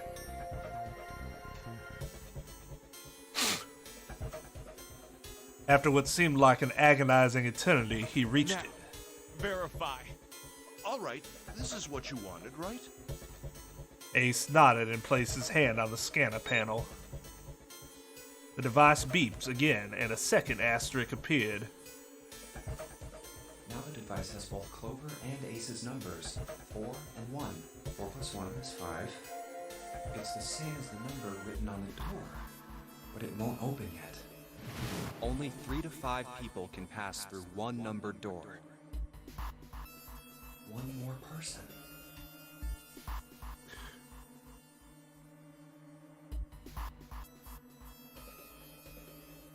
So... Okay, so then plus him is 9, and then it would equal... That would equal 5, not 4. Wait, what door is he going through? If what Zero said is true, he needs one more person. Who? Who does he need? Get back. His voice shook, but the knife he held to Clover's throat made his words a command. Is he going to 5 or 4? Because if he's going to 4...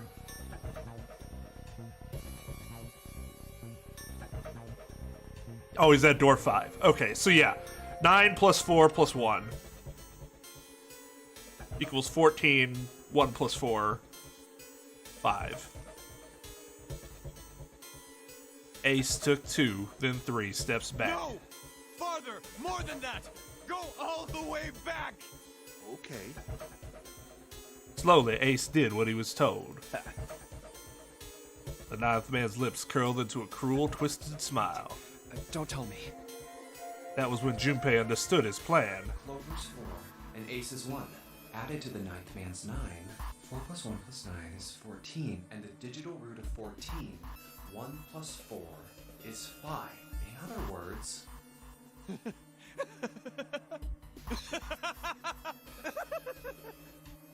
Thank God you were all so cooperative. Now I can get out of this nightmare. He pressed his own hands against the scanner panel.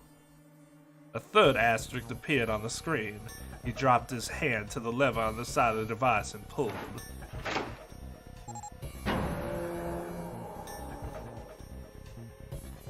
The door opened with a heavy metallic groan. Good! I don't need you anymore. He let go of Clover. Junpei leapt towards the 9th man, but he wasn't fast enough. She's all yours.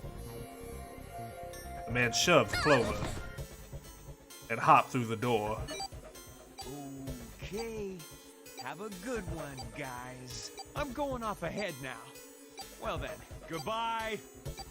Seems like a really poor idea. He raised his hand and waved, a twisted smirk on his face. Then he was gone. The door ground shut with a dull clang of metal on metal. Clover, are you all right? Snake ran to Clover's side as she lay on the floor. Yeah, I'm fine.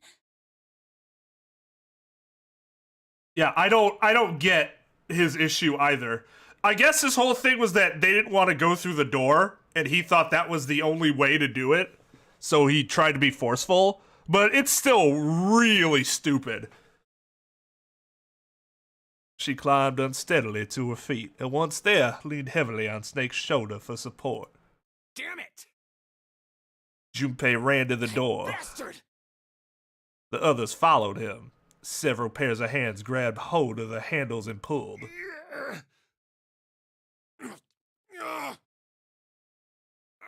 Open, damn it!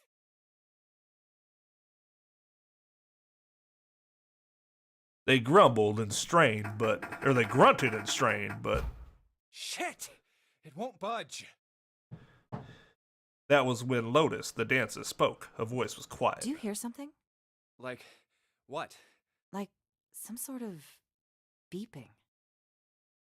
Junpei pressed his ear against the cold metal of the door. The others did the same. You're right. I can hear it too. What is it? Then they heard something else. It was the 9th man. Why isn't it stopping? God damn it! Because you didn't go in with 3 to 5 people, you moron. Listen to the rules. You lied! Lied? This wasn't supposed to happen! This is wrong! This is wrong! His voice shook with fear. Safe on the outside, they stepped back from the door and looked at one another. What is happening in there? Open the door, please! I'm begging you! Help me! Please get me out of here! Get me out of here! God damn it! Junpei grabbed hold of the device. He slammed his hand on the scanner panel. Nothing happened. Why? Why won't it work? Because you should just read the rules and you'll understand. Engaged?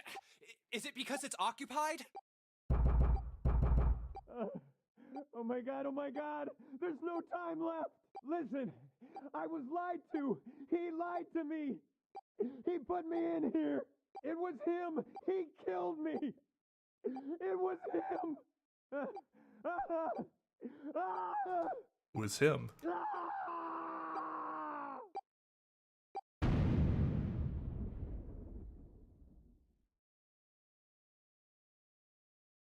Well, we assume it's Zero. He could have been talking about somebody in our group.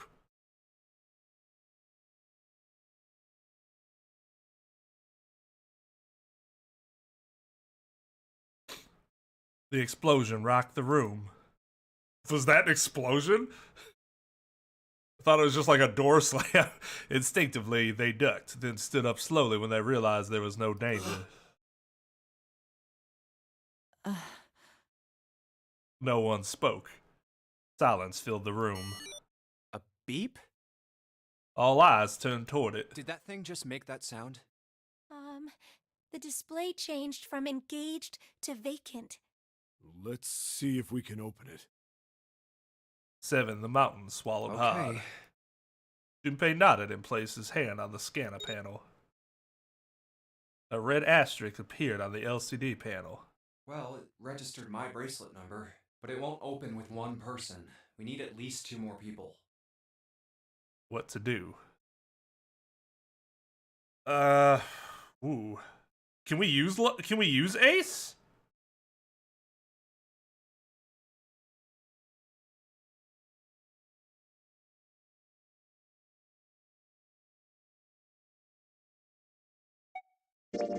Santa and, June, you think you could give me a hand here? The pun was a little too on the nose, but the mood was still grim. Both Santa and June lifted their left hands silently. He verified and she followed suit. 5 plus 3 plus 6 is 14. The digital root of 14, 1 plus 4, equals 5. This should do it. Now we just need to pull the lever on the side. You guys ready? I'm gonna open it.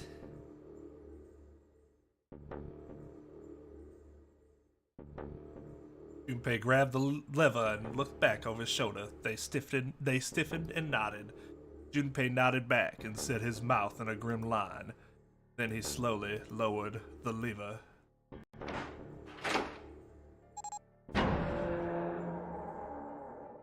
Oh, there's blood. There was a metallic groan and the door slid open. A breath of air drifted out of it, carrying a stench that nearly made them gag. Junpei grimaced and put his hand over his mouth. God. Good God. Lotus and Ace shuddered. I'm halfway surprised somebody didn't follow up with "There's no God here." Seven grunted. Whoa, that's pretty bad. Oh yeah! What an under-fucking statement! Even Santa's voice shook. He blew up. It appeared that Santa was right. The hallway on the other side of the door was splattered with chunks of torn flesh and dark red blood. The shriek echoed across the room. It had come from June. Then her strength left her and she dropped. As Junpei turned to catch her, the door groaned shut.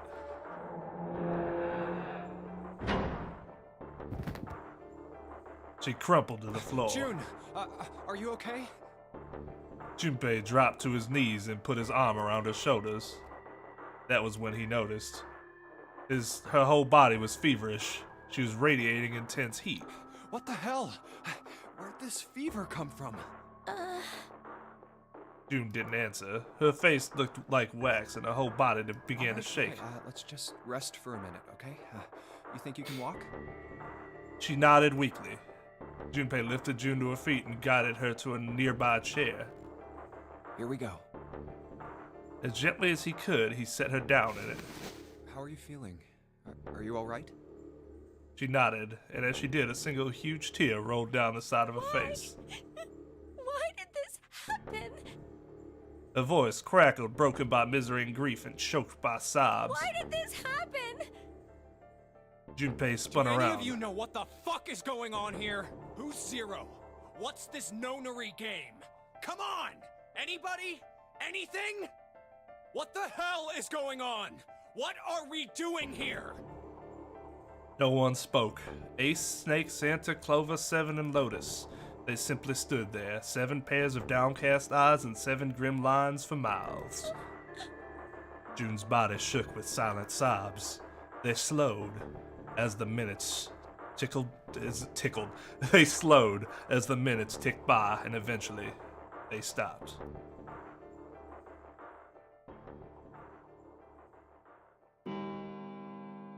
Then suddenly, in the cold, heavy silence that had enveloped them like a thick fog, a bell began to ring.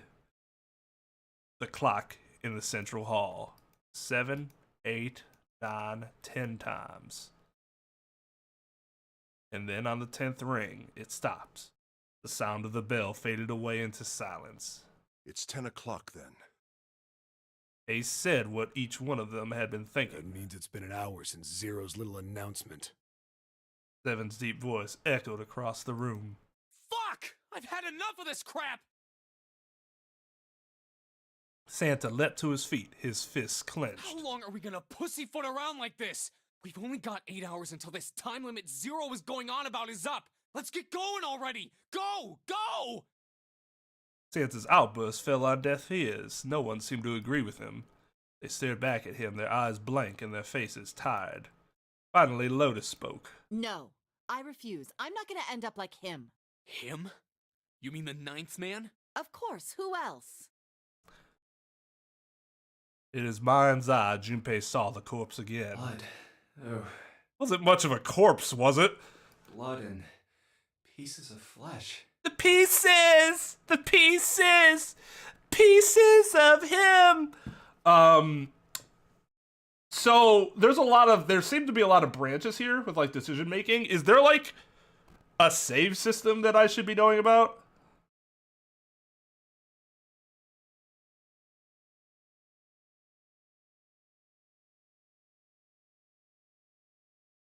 The dark reddish black pool of blood. The scattered pieces of flesh. Organs strewn across the floor like the blossoming of a grotesque flower. The explosion that had torn through his body had been powerful. There's no way for a person to die. Pretty sudden. I actually don't think it's the worst way to die. You probably die instantly. I mean, aftermath is gruesome. A little embarrassing, to be honest.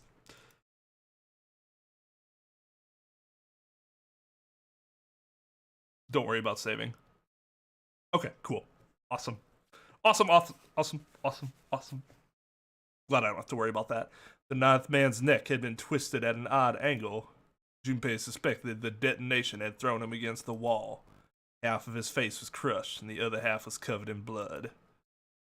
Most of his abdomen had been emptied either by the explosion or by gravity. He had landed on his back. Stark white ribs jutted up out of his... Okay, so this was an actual corpse. Okay. Stark white ribs jutted up out of his chest like the legs of some sort of macabre crab. Junpei felt something flip in his stomach. I think he just screwed up. His hemorrhoids were doing the Harlem shape.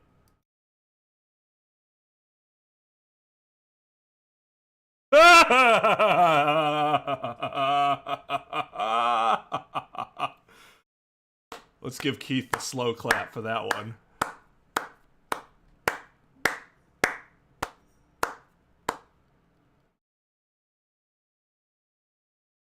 Although alerts are taking forever for some reason. Why are the alerts taking forever?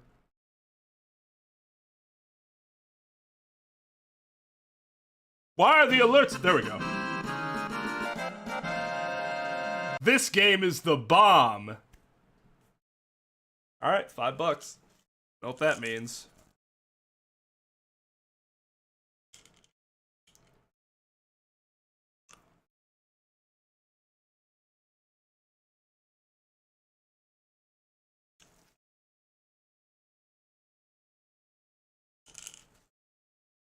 You know, it's not the bomb.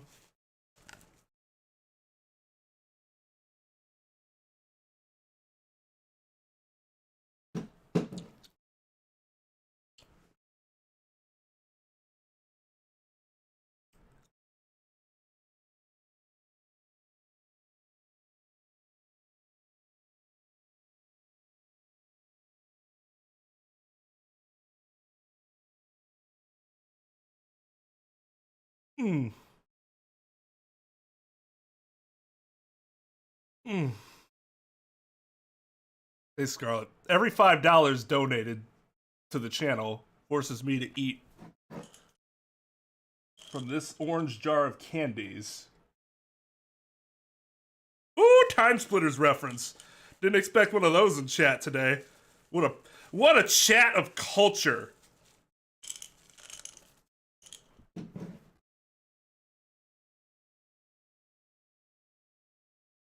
Eyebrows went up and Santa continued. Probably set off some sort of trap and that killed him.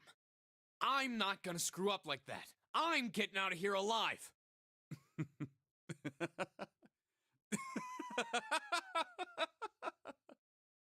Also, thank you to Keith for the $5.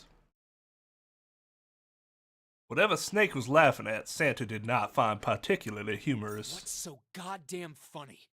Oh, my apologies. You were just, so very confident. I couldn't help myself. Now it's the big bad recycling truck.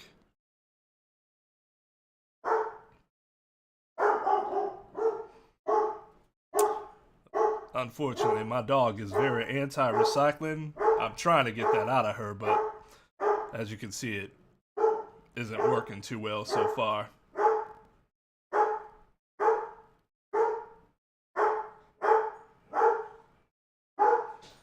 Might even be more anti-recycling than anti-garbage. Look at that.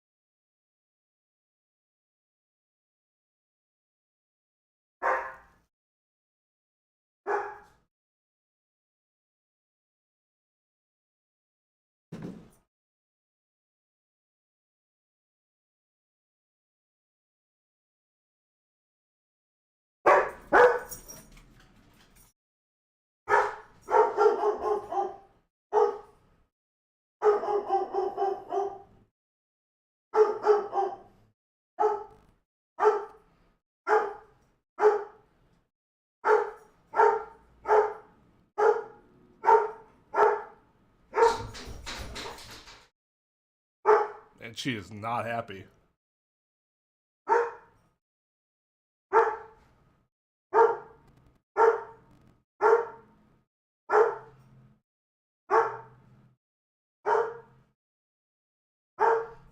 I chose Florida law and Lucy chose violence today.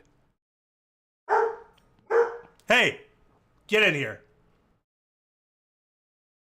Hey!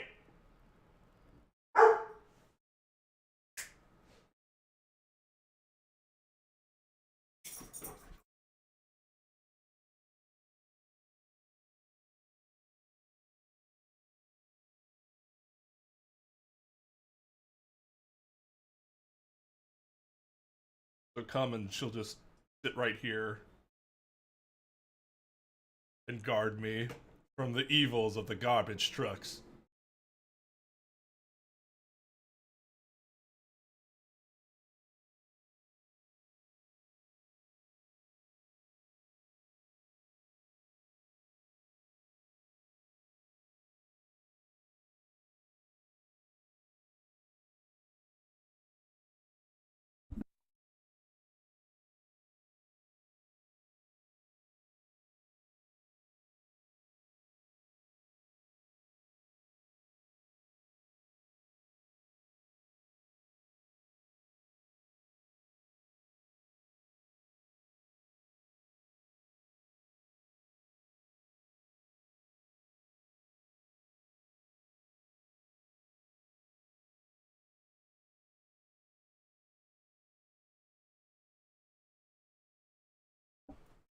Hello, Volta.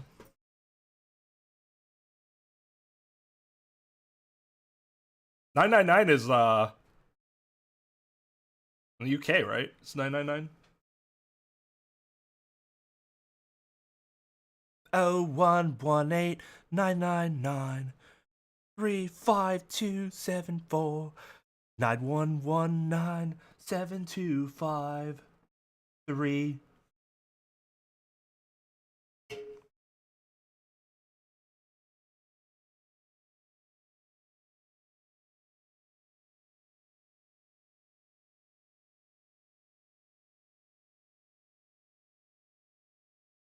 All right. I believe we are good to go.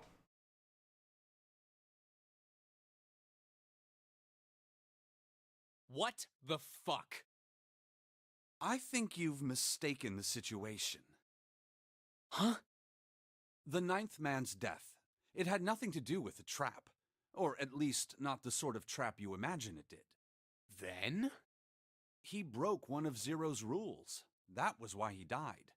Quite simple if you think about it. Me and Snake. Me and Snake. Huh? You still don't... All right. How about you take a moment and think back to what Zero said? Specifically, what did he say about the number of people? He said only 3 to 5 people can pass through one numbered door, right? Mm-hmm. And one did. Your petition has been declined. And after that? You've forgotten the relevant part. What did Zero say? Santa furrowed his brow in thought. Junpei thought back. Zero said, All those who enter must leave, and all who enter must contribute, right? And there is some math involved in this, yes, Mike, and I do not like it one single bit. I think it was something like that. But the game is pretty good at just, like, doing most of it for you.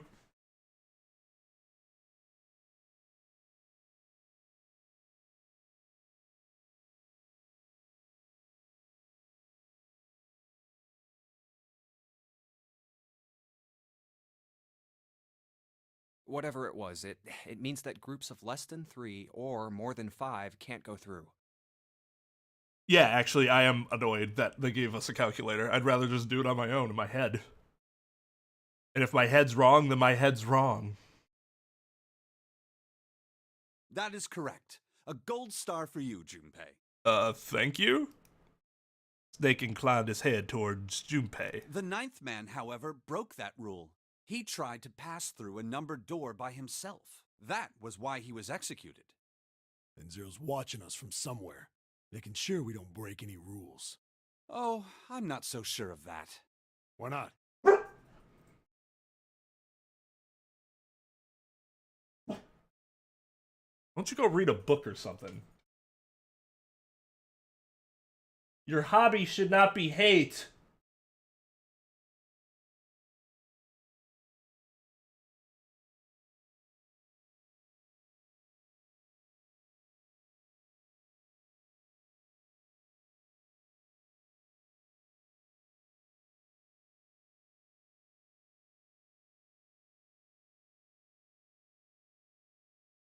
Because this execution system is entirely automatic.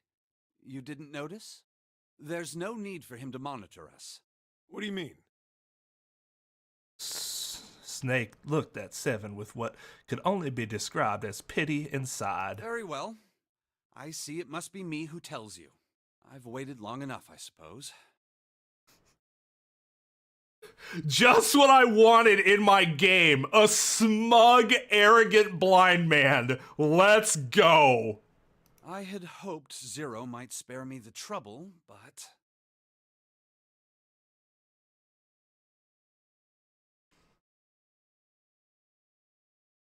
I just want her to read something where she'll just, like, cock her head, not bark. Words, just a book of a bunch of words she kind of knows. I mean, he could hear which direction he's talking from. It's reasonable to believe that he could turn his head towards that direction.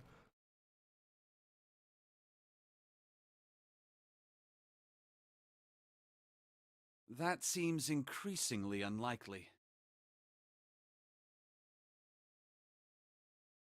He couldn't see them, of course, but perhaps Snake sensed the confused eyes upon him. When Ace spoke, he gave words to everyone else's thoughts. Do you know something? Well, I know a great many things, but yes.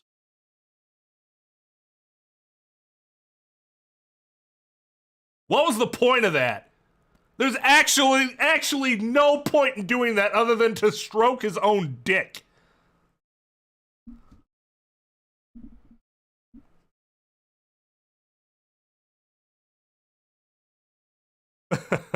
Tell her about Audible. He doesn't have sass, he's just an ass.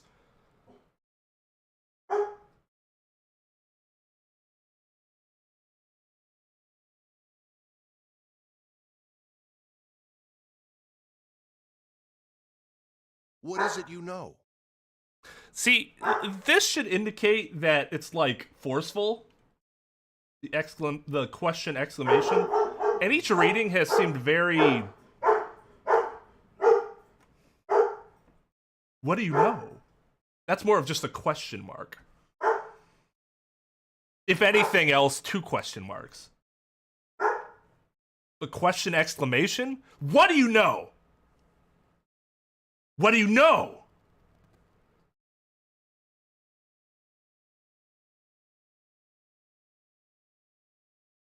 What joke did I make on an earlier Danganronpa stream that was the same?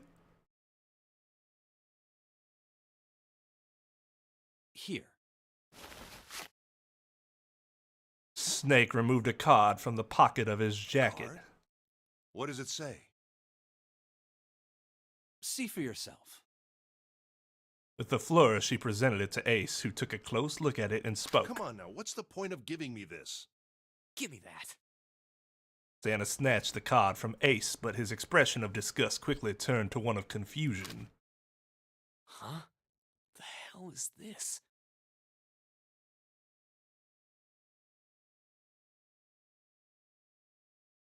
Oh, Johnny Tight Lips?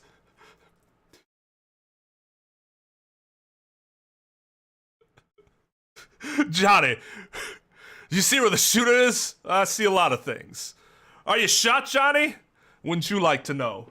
But what are we gonna tell the doctor when he gets here? Tell him to go suck a lemon.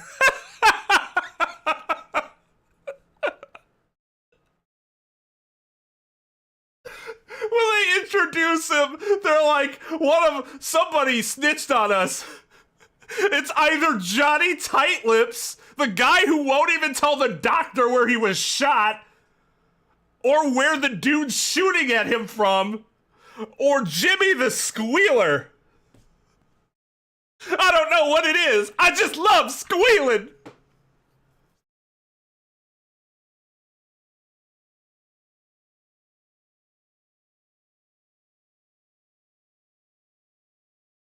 Seven tugged it out of Santa's hands. I see. This is nothing. This is not new information, Brian. It's almost like a channel meme at this point. The card went from Seven to Lotus, from Lotus to June, and finally to Junpei. Oh, it's Seven like, oh, I see. He has no fucking idea, but he's just playing it off like he does.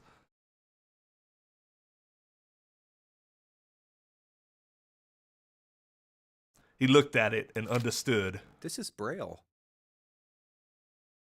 Braille, the written language of the blind. The card was covered with small, embossed bumps. Blumps. Blumps. Bumpies. Jumpies. Junpei could recognize it, but he certainly couldn't read Sorry, it. guys. I can't read this. Here, have it back. Well, yeah, how about the blind guy can probably read Braille? Junpei handed the card back to Snake, who nodded at him with a small smirk. Okay, that was fun. What's so important about that card? I found it in my pocket. I can only assume it is a message from Zero. From Zero? A message? What does it say?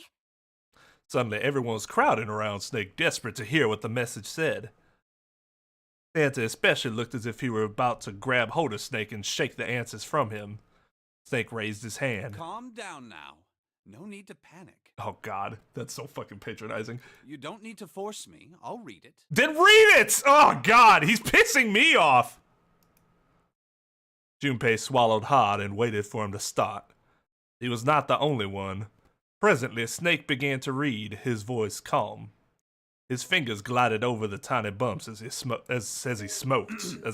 Bracelet number 2.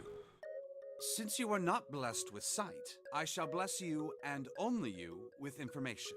I shall tell you of the function of the red, of the dead, and of the bracelet. The red is the recognition device. It will verify your number. Beside every numbered door, you will find a red. The dead is the deactivation device. It does exactly what it says. Once you have passed through the numbered door, you must use the dead to stop the detonator in your bracelet. But perhaps you are wondering, what does this detonator detonate? I'm afraid this might be something of a surprise. Is it really though? I have placed a small bomb inside of you, and people whom you are about to meet. Well, I hope you fucking disinfected it at least. You swallowed it while you were unconscious.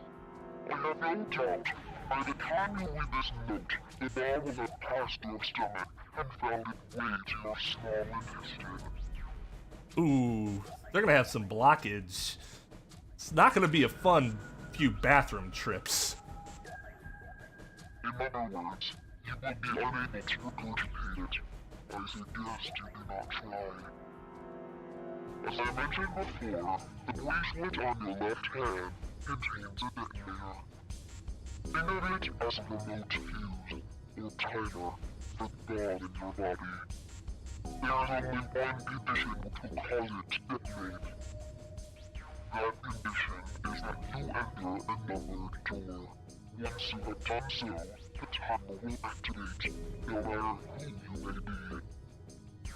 You will have 81 seconds if, after that time, the detonator has not been deactivated. It will send a signal to the bomb in your body, instructing it to explode.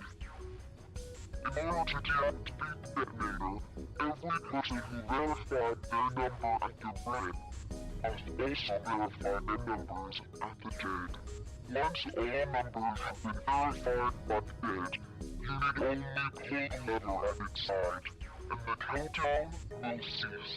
Anyone who does not verify their number at the red will find themselves unable to verify their number at the dead. Okay. That is to say, if you should pass through a numbered door without first verifying your number at the red, in 81 seconds, you will be dead. You must also keep in mind that the numbered doors will close automatically after 9 seconds have passed. So long as the doors open, the dead will not function. You would do well to remember this. Interesting. Is there a way to keep it open? Let's discuss how to remove the bracelets. There are only 2 ways to do so. 1, cut off your hand. 1. You escape from this ship. 2. Your heart rate reaches 0. In other words, once the bracelet is taken outside the confines of the ship, or the parasitic wearer's heartbeat has fallen to 0, it will shut down automatically. So the bracelet wouldn't have worked for 4 if he had killed her. There is no other way to remove your bracelet. Pretty sure I could chop my arm off and it would be removed. If you attempt to force it off, or disable the detonator, the bomb within you will immediately explode. See, that's the thing though. If I chop my arm off, wouldn't it simply recognize my heart rate as 0?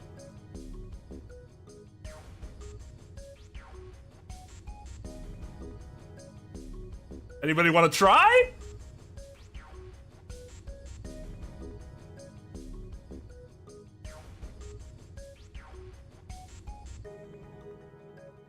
Chris Angel would be great at this because allegedly he can reduce his heart rate to 0.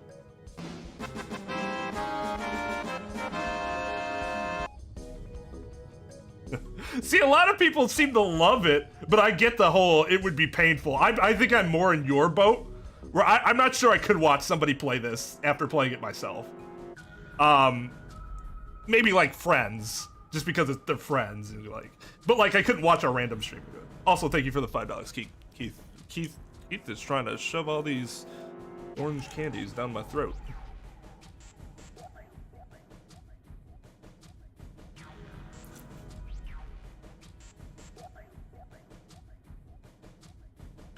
Well, that dude had that knife.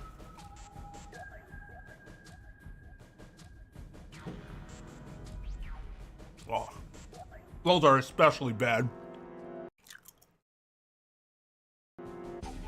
This is all the information which I can impart to you. You don't want this candy. It's like the worst kind of sugar rush. How you choose to use it is for you to decide. If used wisely, you can eliminate those who might be a danger to you. For a time, you would be able to control your fate. But why would you want to eliminate people? I wish you the best of luck. I guess you want to eliminate contestant 9 because that dude was fucking unhinged. But like, I guess I don't see what the point of not working together is yet. I'm sure the game will like give me some reason at some point, but as of right now, there seems to be no reason that we should be antagonistic towards each other.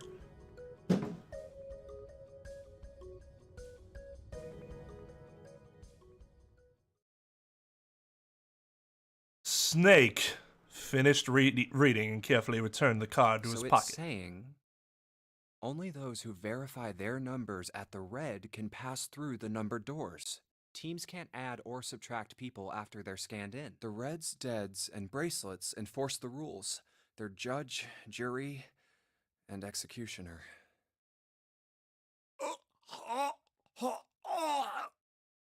Shit! A fucking bomb! Come out! Come out, damn it! That is not gonna work. You'd be better chance of shitting it out at this point. In defiance of Zero's suggestions, both Santa and Seven put fingers down their throats and began to gag. The rest stiffened, some touched their stomachs, some simply stared at their bracelets. Junpei gingerly touched his stomach. There's a bomb inside me. The thought of it made him queasy. His stomach felt oddly hollow and his legs were weak. Arms sweaty, knees weak. Horror show of a game was a good idea. There's vomit on my sweater already. Junpei's mom's spaghetti.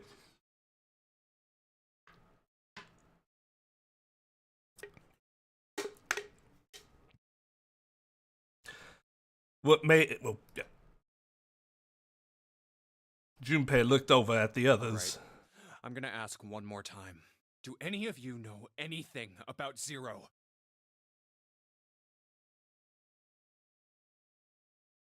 They were all silent, each person waiting to hear what the others would say. Finally, Santa spoke. Actually, I saw him. I saw Zero when I got grabbed. I didn't see his face, though. Son of a bitch was wearing some kind of gas mask. What the hell? Come on, guys, give me something. You know, like surprise or something? Instead, it was Santa who looked surprised. There was a moment of silence, and then everyone spoke at once. I saw that too. I did as well. Me too. I didn't see inside the mask, though. That mask, it was really scary. Huh?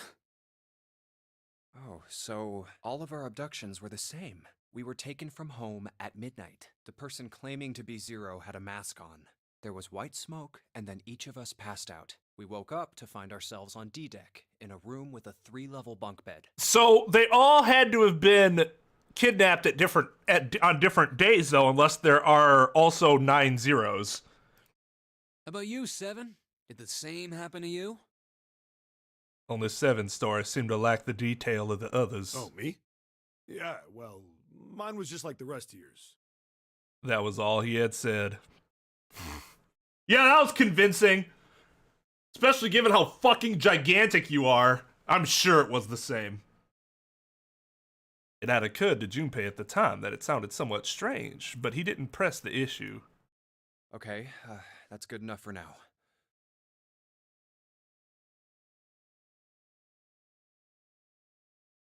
Shut up, Max. Just shut your mouth. He had done so because there was something that struck him as even stranger. So, I have a question. That was the mystery of the relationship between Snake and Clover. Snake and Clover, you were both kidnapped from the same room, and you woke up together. Junpei looked at them thoughtfully. So, what's the deal with the two of you anyway? It was Clover that answered. Clearly, she felt she had nothing to hide. We're siblings. Siblings? Yes. Snake is my older brother, obviously. That means I'm his little sister. That really so hard to understand? Junpei was taken aback. The others seemed just as surprised. She is correct, of course. He laid his hand on Clover's shoulder. Are you, surprised? Well, I mean, you're both kind of douchey, so not really, but I mean, your hair color is dramatically different. Well, yeah, but... Why? There are other people here with connections to one another. Those two, for instance. Snake pointed at Junpei and June. Oh, you mean between Jumpy and me? Ah, yes. You did say you were childhood friends, didn't you? How did you forget that already? Wait, you went to school together? Yeah. Did she fucking stutter about that? June glanced at Junpei, uncomfortable with the sudden attention. Well, yeah. Junpei felt somewhat nervous as well and tried to scratch his head as casually as possible. Hey, you think maybe we could figure out who Zero is this way? Yeah, you're right. You connect the dots between the victims, and that leads you to the perp. Textbook stuff. That's exactly what Junpei said about 45 minutes ago. Junpei, June, does any of this ring a bell? Huh, ring a bell. Ring a bell? They looked at one another, and like it was staged, they both tilted their neck at the same time. Oh, I didn't even do that purposefully, but ha ha! Bang bang! It's been fine so far, but if something befuddles me, I will be sure to let you know. Well, perhaps you went to school with the son of a multimillionaire. A millionaire? Son? Well, someone bought this boat and set up all of this. Whoever Zero is, they must be incredibly rich. Or just have rich benefactors. Well, we can't be sure of that. To me, this seems as though it's the work of an organization, not an individual. Most likely, Zero is simply the representative of a larger group. What sort of organization? It could be a number of things. An army, perhaps, or a research group. Vault-Tec. Perhaps this is all some sort of psychological experiment. If it is, then it's a pretty fucked up experiment. I mean, come on! A guy's dead! The word dead hung in the air heavy and ominous. The room went quiet again. I don't know who the hell this Zero asshole is, but I know for sure he's gotta be pretty fucked up in the head to do all this. If this was all one guy, then he's got some serious issues. Even with the specter of death hanging over them, their discussion continued for some time. I thought we were finished with that topic. But then what should we do? We should talk it through. Oh my god, enough! All we're doing is talking! Santa threw up his hands, his voice filled with irritation. Talking won't solve anything! It can't help us find our way out of here! You really sure you want to just sit around? We've only got 7.5 hours left. We already wasted an hour and a half of our 9 hours. There, Trep.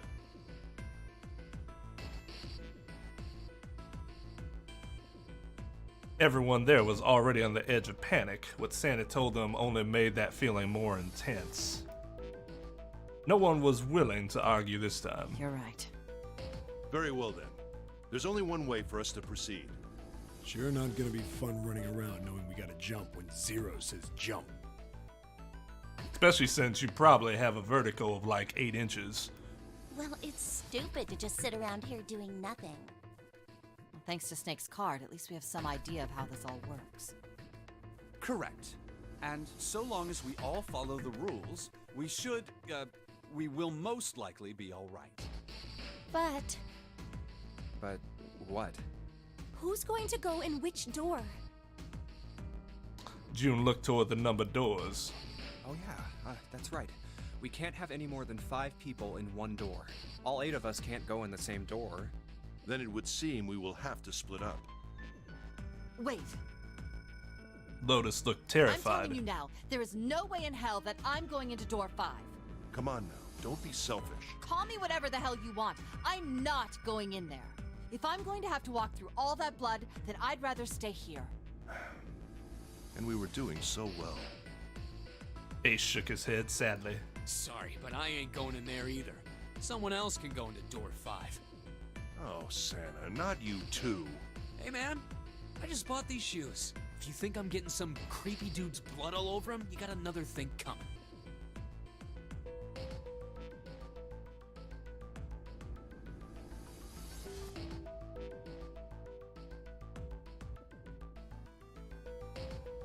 I can't believe he just said that.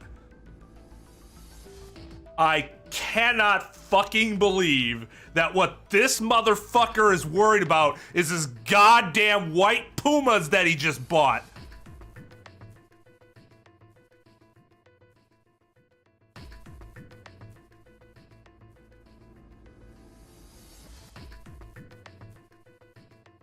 That was the last straw. What the hell, man? Weren't you the one who kept saying we should get going? Yeah, so doesn't mean I wanted to go into door 5. Oh, God. There was an awkward silence. Finally, Seven spoke. Fine, I'll go into door 5. I can't go in there alone, though. Anyone else willing to come with me? There was another long silence. This time, Snake was the one to break it. I'll go. What? Don't worry. You'll be fine. Which means I'm person number 3. Rebuy the neat shoes! If you're dead, it doesn't matter!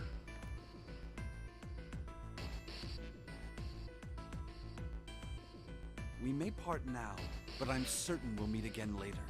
How do you know that? Because I do. That's not an answer! If you're going, I'm going too. I'm going into door 5.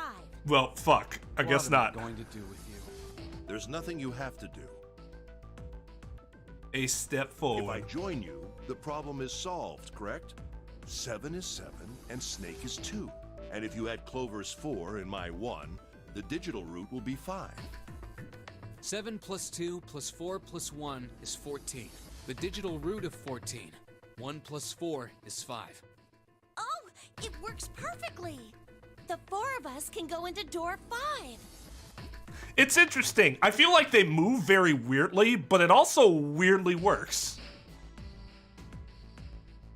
Wait, what about the other 4? What's their digital route gonna be? Let the show begin! Junpei did a quick mental calculation. Lotus, Santa, June, and me. Our bracelet numbers are 8, 3, 6, and 5. 11, 22, no 4. 8, 3, 6, 5. What would our digital root be? 8 plus 3 plus 6 plus 5 is 22. So, the digital root of 22, 2 plus 2 equals 4. He repeated what he determined. It's 4. Add up our 4 bracelet numbers and the digital root is 4. Then we can go into door 4. Yeah. Huh. That worked out well. So the team assignments will be like this. 7, Snake, Clover, and Ace. They would go through door 5. Lotus, Santa, June, and me will go through door 4. I'm not gonna lie, I'm not super thrilled with my team. Are these really the teams I want? Beyond door 5 is what remains of the 9th man. I don't think it matters because they've specifically said they're not going. I never want to see that thing again, but something's telling me that it'd be a good idea to examine the corpse, even just a little closer. Of course, if I went through door 5, I wouldn't be going with Lotus and Santa. I could bring June with me through door 5, but that means she'd have to see the body in there. I don't want to put her through that. Junpei was Should I stay torn. silent and go through door 4? Or should I stop them and insist on door 5? As he turned his options over and over in his mind, Ace spoke up. All right, then. It seems we've reached a conclusion. Shall we go? He began to walk toward door 5. I'm going through door 5. Clover and Snake followed, with 7 a short distance behind. We're over there too, right, Snake? The door's not going anywhere. Slow down. Which door?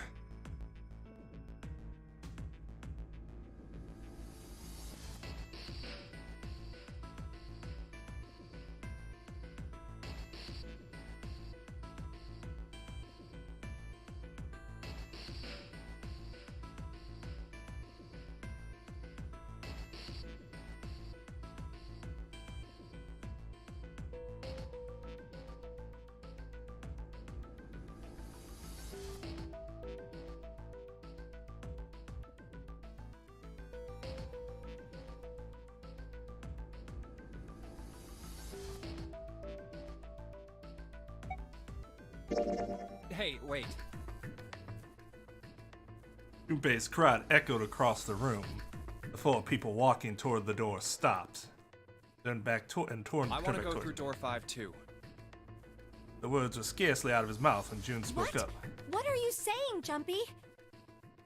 If you're going through that door, then I'm going with you. He turned around to look at her. No, you can't. I can't take you with me. Why? Well, you know what's in there, don't you? Are you sure you want to see that? Well... June opened her mouth as if to say something, but instead closed it again and looked at the floor. Junpei felt an ache in his chest at her clear distress, but the choice was not his to make. There was nothing else he could do. Junpei turned away from June, doing his best to silence his turbulent emotions. Please, let me go into door 5.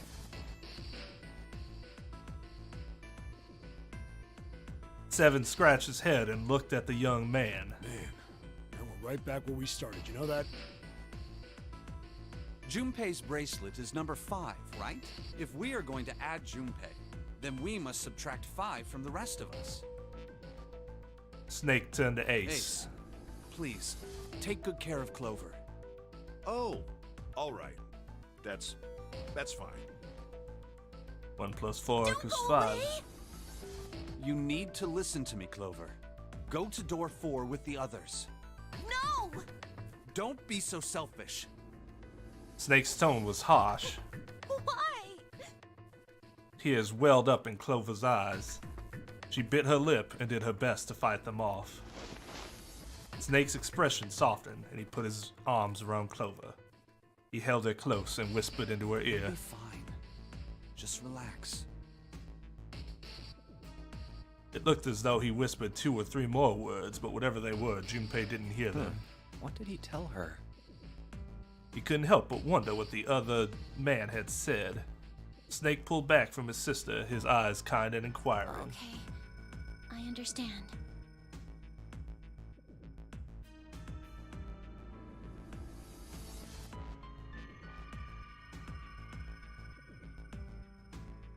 Hey, Gamer Savin, how's it going?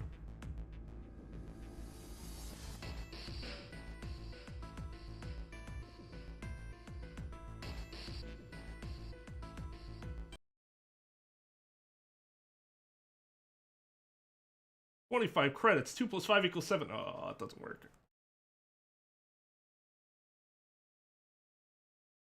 Time to tip the scale.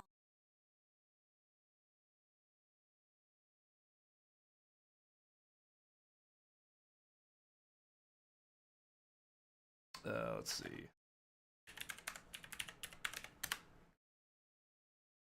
Hello, Hopsy. What's your damn command? Is it just Haven? It is just Haven. Ha! Ha!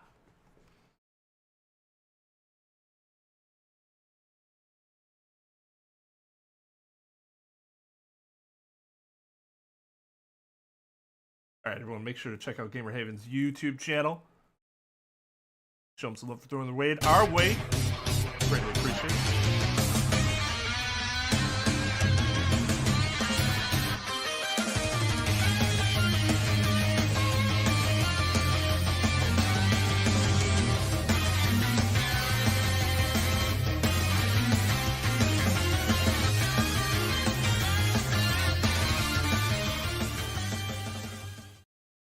What were you playing this fine afternoon?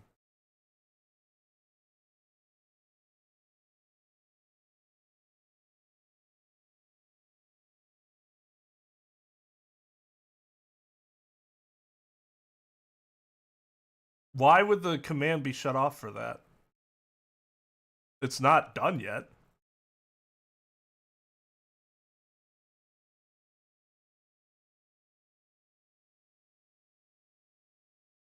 Oh, Elden Ring? Have you been enjoying it? I heard it is quite difficult, but also awesome.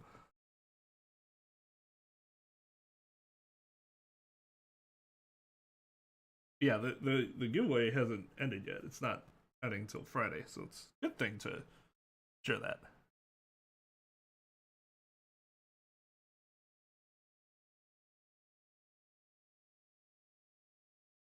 Yeah, I've been worried. I've honestly been worried about trying it because I don't want to. I feel like that's a game that'll consume me.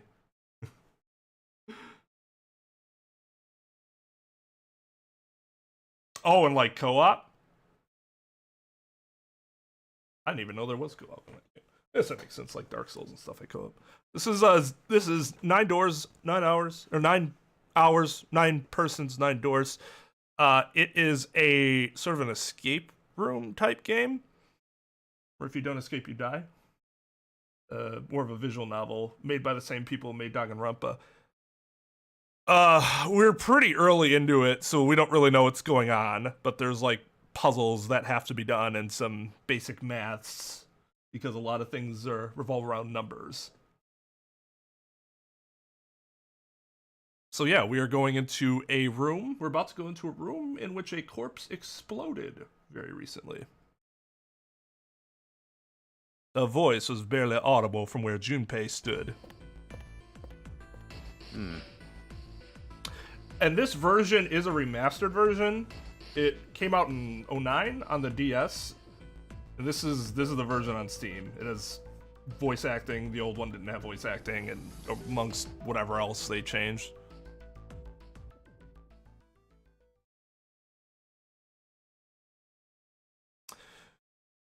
Indeed they did. Well, it's by Spike Chunsoft. Chunsoft. So, same production company. Before long, new teams were Let's assembled. make sure we've got this straight. Those going to door 5 are me, 7, and Snake. 7 plus 2 plus 5 equals 14. And the digital root of 14, 1 plus 4, is 5. And those going to door 4 are Lotus, Santa, June, Ace, and Clover. 8 plus 3 plus 6 plus 1 plus 4 is 22. And the digital root of 22 is 2 plus 2, 4. We're okay with this? No problems here. Yes. All right then.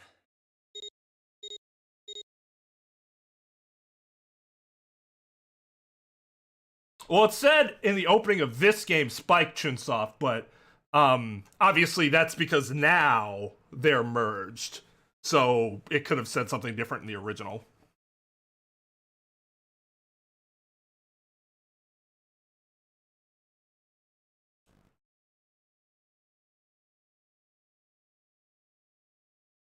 Snake, 7, and Junpei scanned the numbered bracelets in quick succession.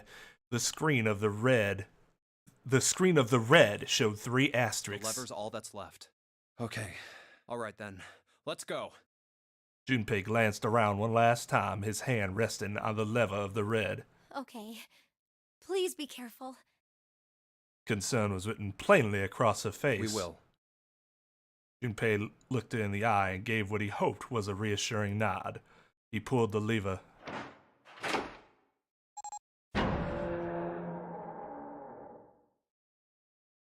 With the sharp clack of a lock releasing, the door swung open. And it's open. Ahead of them in the small hallway were the pitiful remains of the 9th man. Yes, I immediately regret my decision. That's messed up. Indeed. That was the 9th man. Yep. For a moment, Junpei froze. Try as he might, his eyes would not leave the corpse, and his feet would not leave the floor. 7 too seemed paralyzed. Snake, on the other hand, seemed unconcerned. He walked calmly down the bloody hallway and only stopped when he realized his companions were not following. Well, of course, he can't fucking see what happened! All he can do is smell it! Which is still pretty bad, but... Oh. How can you... Well, do you intend to kill me? I assume you haven't forgotten the door only remains open for 9 seconds, have you? He hadn't even bothered to turn around. His head was, at most, slightly cocked toward one shoulder. Sorry. Let's go! Junpei and 7 looked at one another, nodded, and threw themselves through the door. As they did, a cold tone sounded from the left wrists of all 3 men. Seven and Junpei looked down at their bracelets. On both of them and on Snake's, a red skull had flickered to life. Damn it! The countdown started! Of course! What'd you expect?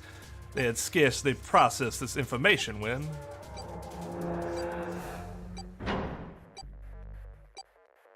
With a metallic slam, the numbered door behind them swung shut. The door! There's no turning back now. And if we don't manage to find the deactivation device... Hey, where is the dead? The fear and urgency in Seven's face reflected what all three of them How the felt. hell should I know? Stay calm. Look around you. Okay, I get it. Junpei spun around, searching desperately for the dead. He found it easily enough. It was on the wall next to the closed door labeled 5. Right here! As he yelled, he struck the scanner with his hand. The other two scrambled to follow suit. As soon as they finished, Snake threw the lever down.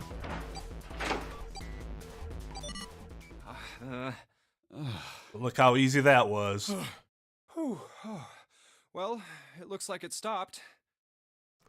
As he spoke, Junpei wiped the sweat from his forehead with a trembling hand. Goddamn thing's gonna give me a heart attack.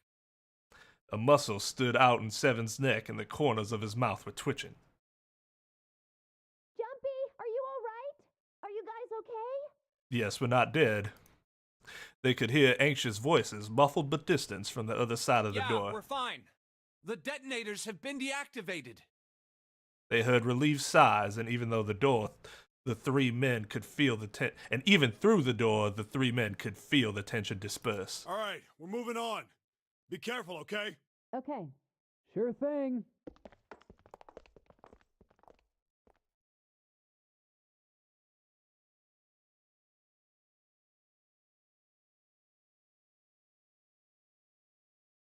And they're gone. They heard footsteps moving away, and before long they were alone again. Junpei looked around. Doesn't look like we can go any further this way. The hallway ended roughly 20 or 30 feet from where they stood. Maybe this wall can be moved. Or not. It's not budging. Hey, there's a door over there. To the left, however, was a wooden door that looked positively inviting by comparison. In the middle of it was a plaque that read First Class. First class cabin, huh? Well, it seems like it. 5 + 3 + 1 = 9! Let's have a look then, shall we?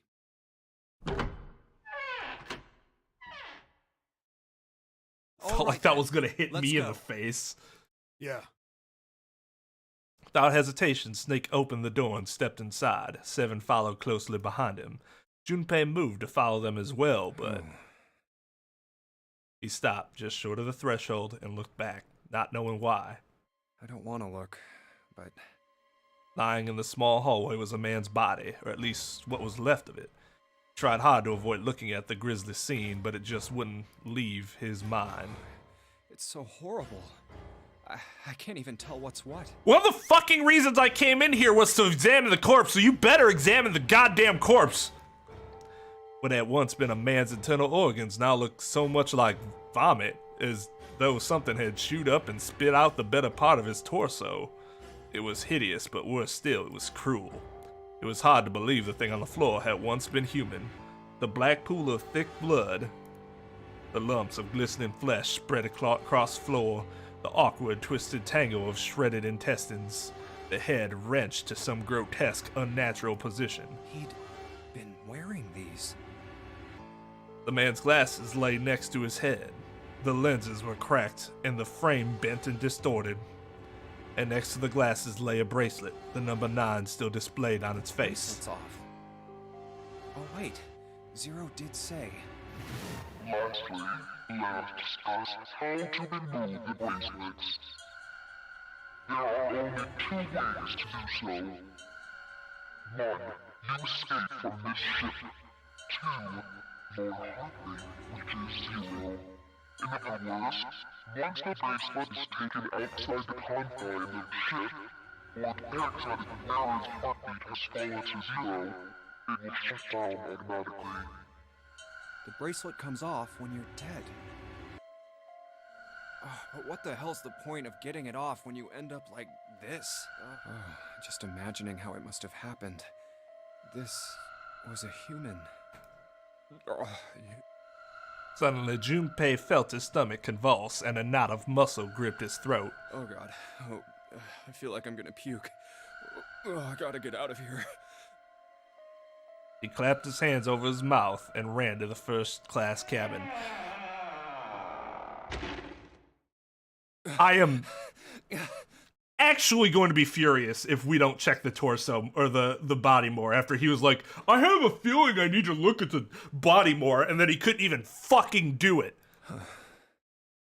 The atmosphere changed immediately. The room was gorgeous, and despite the apparent age of the ship, none the worse for wear. Where did they... He looked around. Seven and Snake were nowhere to be seen. There were 2 doors on the right side of the room. He opened one on his right and went through. Through here? On the other side of the door was a short hallway. He jogged down the hallway, opened the door at the other end, and peeked through. They were there too. They were to his right, busy examining something.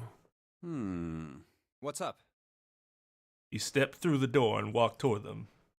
Check this out. We found this thing here on the door. The red light's on. Does that mean it's locked? So I would assume. Is there any other way out? We looked around a little. Other than this door, we didn't find anything. So you're telling me that unless we can open this door? Yes. We won't be going anywhere. Junpei stepped away from the door, looked around the room. This looks like a bedroom.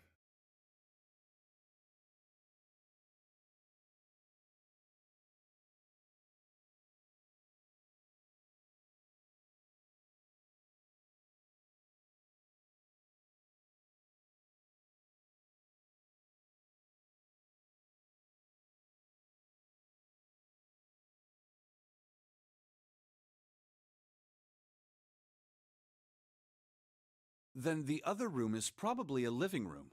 Or the closest you can get to one on a ship.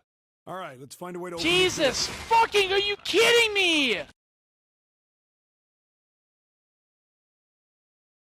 Like, no fucking shit. Come on, guys.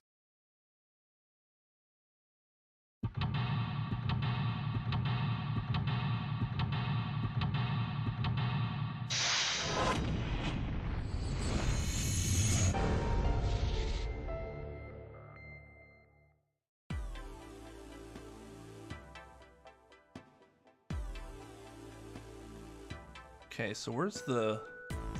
Okay.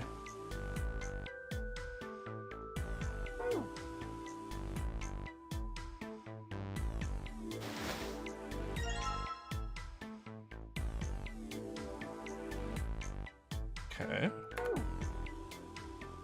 Took Junpei by surprise. Snake, usually so calm and collected, suddenly began to move. He stared about the room almost frantically, clearly looking for something. No, Junpei thought, not staring. After all, he's blind. Blind or not, Snake was clearly attempting to do something.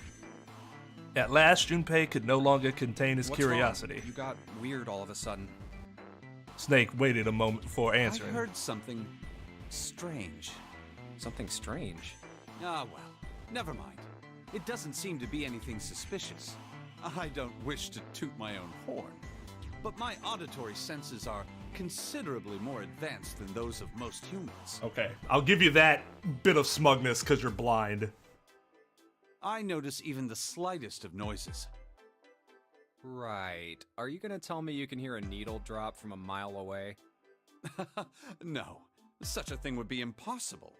However, by listening to the sound of footsteps and breathing, as well as sound echoing off the environment, I can locate most objects. Oh yeah, that's right. When Clover fell on the big staircase a little while ago, you were at her side immediately. So that was... Yes, I could hear it happening.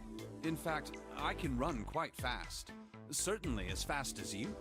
And should someone attempt to start a fight with me, I am quite confident that I could defeat them.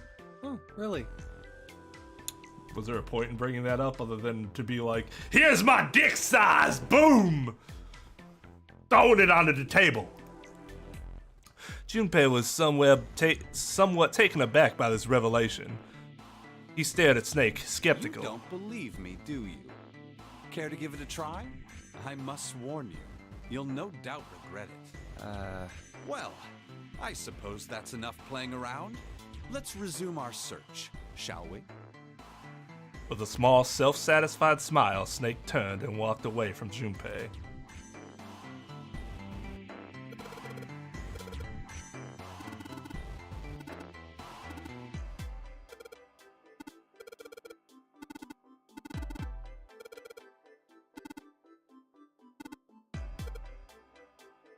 Clover's a princess.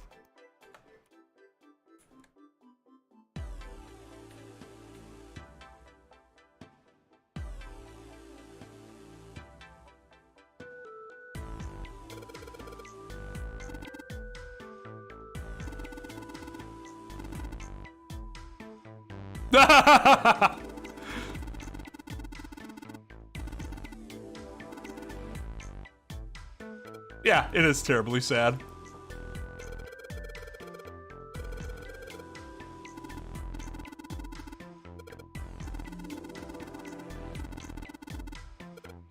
Yes.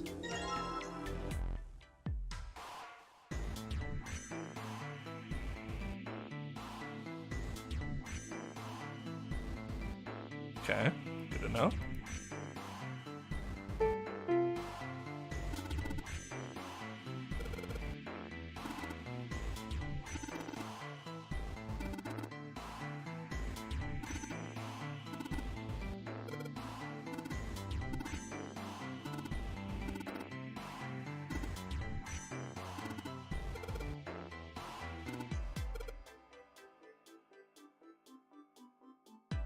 All right, well, we have the score.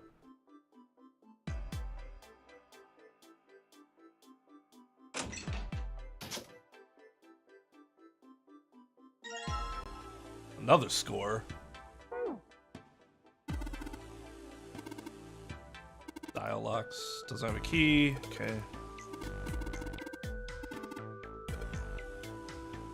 I'm not doing the voicing here because, quite honestly, I just want to solve the puzzle. All the talking is... Most of the talking I find completely unnecessary. And I just want to... See, like, that's good knowledge to know.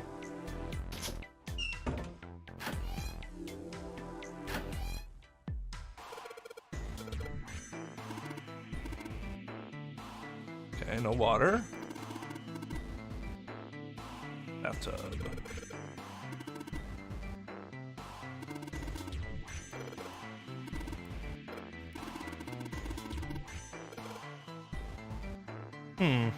Interesting. Okay.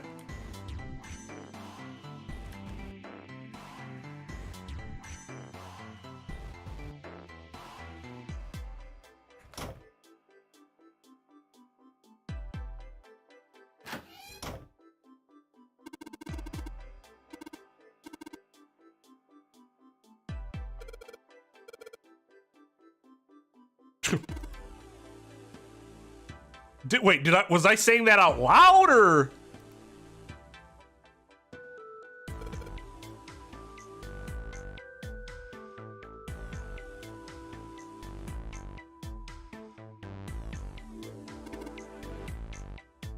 It's a chair. Nice.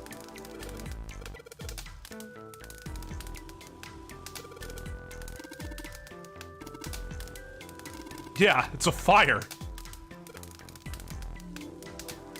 Can we get the water? So we need like a bucket to put water in.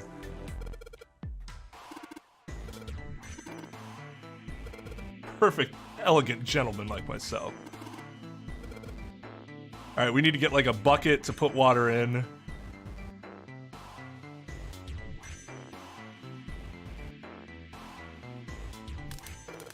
Oh.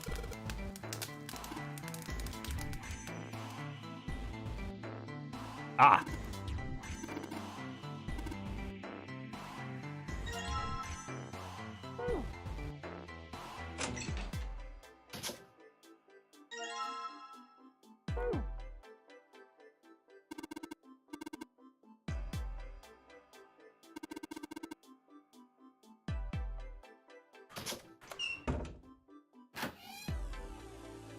Which door was it? This one? Okay.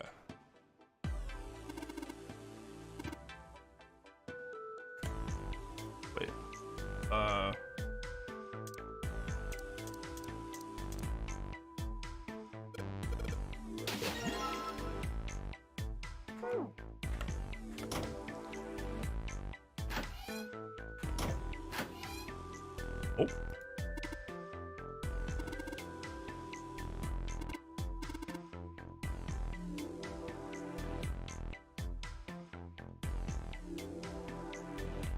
Nothing? What's the point?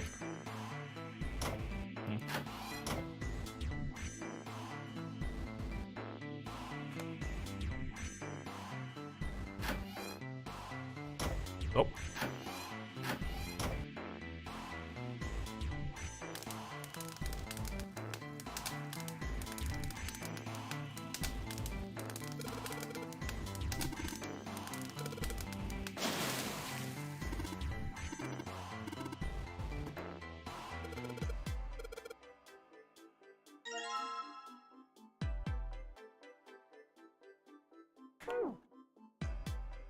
As Junpei tucked the plate into his pocket. Seven cried out and stumbled, his balance lost. He threw out a hand and caught the wall in time to steady himself and avoid the floor, but his face was flushed and he looked startled. Hey, Seven, what the hell was that? Are you alright? Yeah, I'm fine. I just felt a little dizzy, that's all. Junpei is the type of dude that would have dropped the vase. Oh no!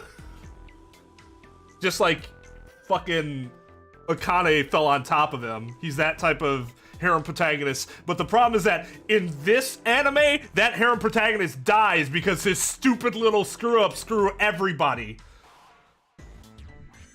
Seven rubbed a couple of fingers across his brow and then shook his head as if to clear it. What the hell is wrong with me? There's memory loss and I'm getting dizzy for no reason.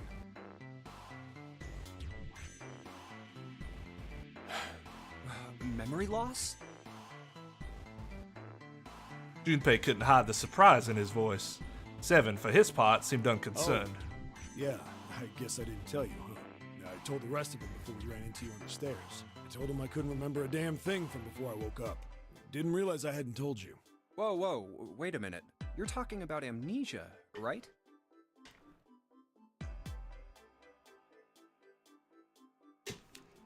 Yeah, I guess so. Well, why are you an amnesiac? What happened to you? Ultimate question mark. Yeah, there you go. Be one, would I? Oh, yeah, I guess that's true. Junpei paused for a moment and stared at Seven. Are you telling the truth? Huh? Well, you look pretty calm for somebody who doesn't remember anything. If you really got amnesia, shouldn't you be, like, upset or confused or something? Well, sure. I mean, I was pretty confused when I woke up down on D-Deck, but that was a while ago. I've had some time to get used to it. After a while, I figured it wasn't worth the trouble of worrying about it. After all, why worry about something I can't change? Well, people usually don't stay amnesiacs forever. I figure it'll work itself out eventually. Hey, that's it? That's it. All right, that's enough talking for now. Let's get back to work. I also wouldn't be satisfied. I mean, like, there's a certain logic to it, but I'm not sure I'd be satisfied with that just yet. Seven gave Junpei a look the younger man wasn't sure how to interpret and turned to walk away. With something like... Somehow, though, Junpei didn't find his reassurances very reassuring.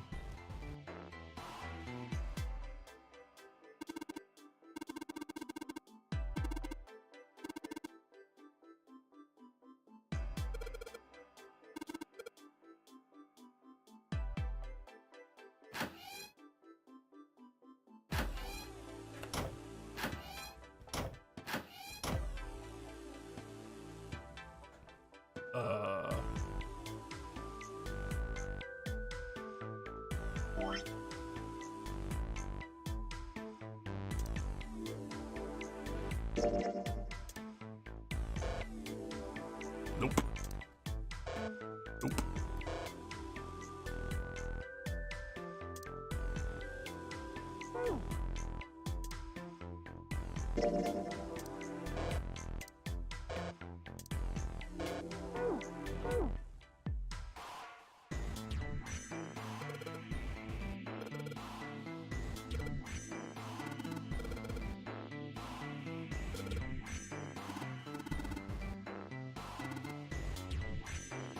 Okay, so we're still missing some.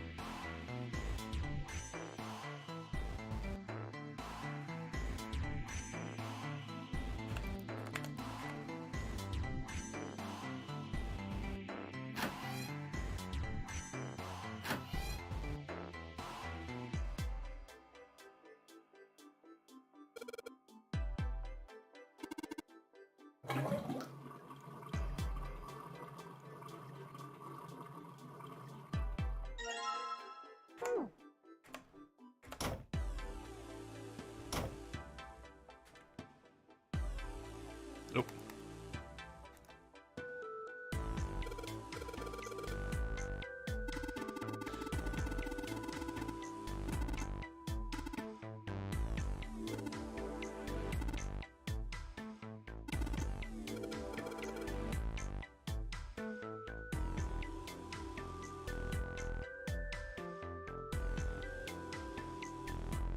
Okay.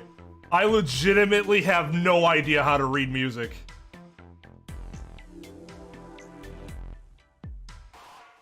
No idea.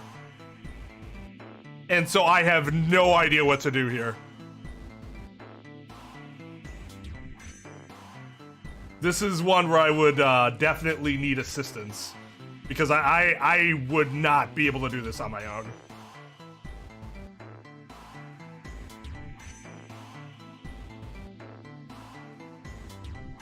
So F.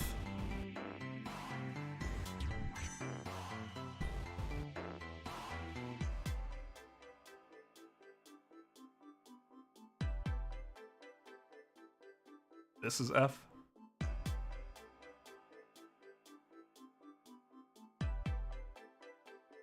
FAGC.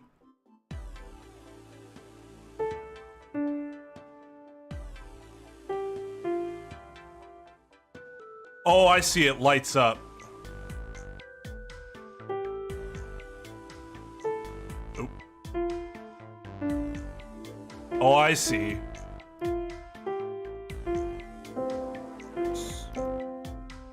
I get it. Okay, okay, okay. So it'll tell me. But wait. Okay.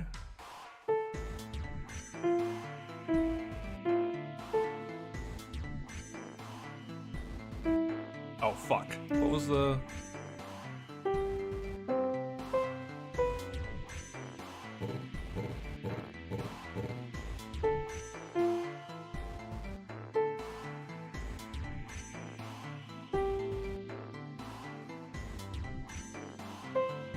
Fuck! Okay.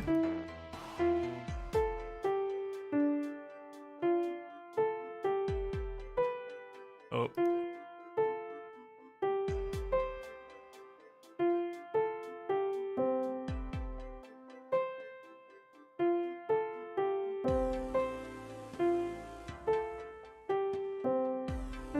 Getting a crash course in learning music. Okay.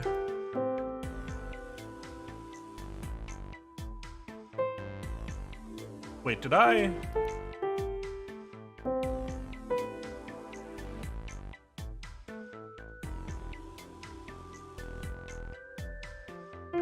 Oh, you, okay. Because the black ones weren't working before.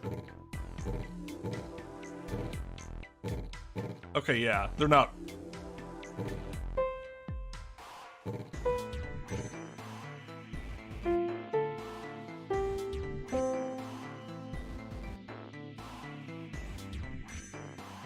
Oh, you can use this hit. Duh. Oops.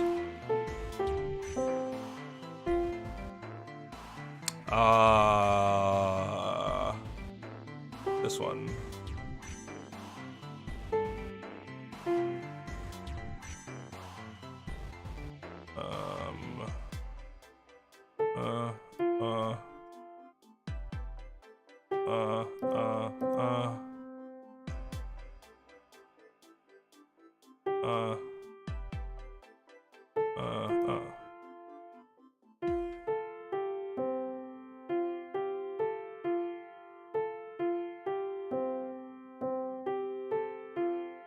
Hey! Congratulations! I learned a little bit about reading music. I am not kidding when I am telling you I knew zero about reading music before this. So thank you for your assistance.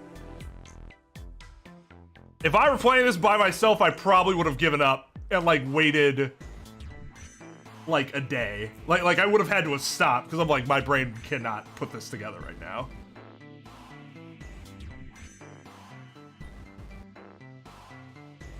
Well, it's incorrect in that the tones aren't matched, right?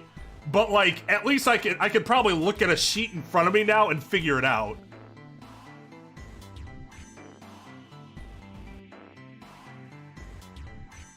But like, I still get the idea now of where the keys are on the sheet versus that's what you press. I just need to learn the correct layout of keys. Like that layout obviously isn't, you know.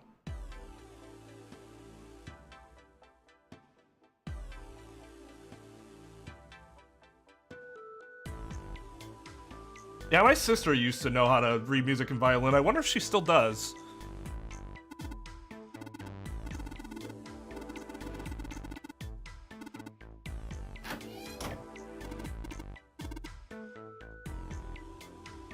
This fucking guy.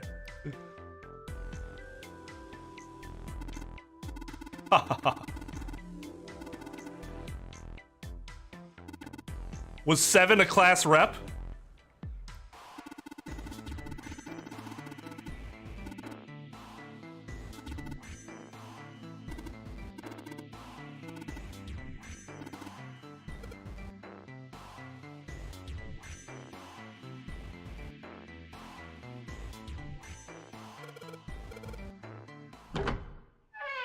That was fun.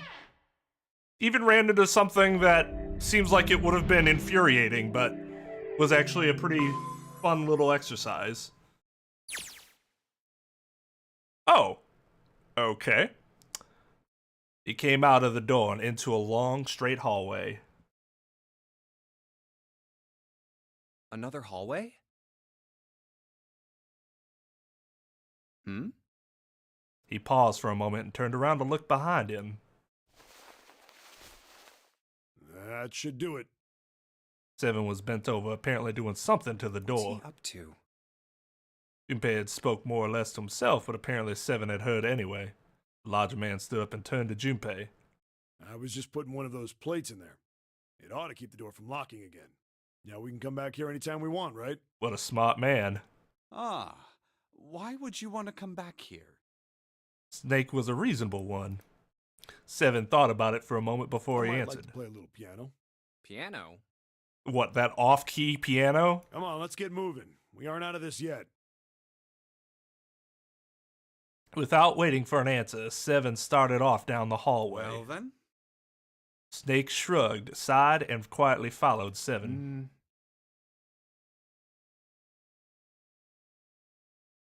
That's a lie, Junpei thought to himself. I never imagined 7 playing the piano. He couldn't use the piano in there anyway. The keyboard's a mess. But why would he want to leave the door unlocked then? I have no clue. Hey, wait for me! Junpei frowned, took one last look at the door, and then walked away towards his companions. Maybe we should go look at this goddamn corpse that I fucking came this way in the first place for! I am actually furious at Junpei right now. After some time in the hallway, they emerged into a larger, more open area. Whoa, a metal grate? A large metal grate, like the door of a jail, divided it in half. Why is this thing...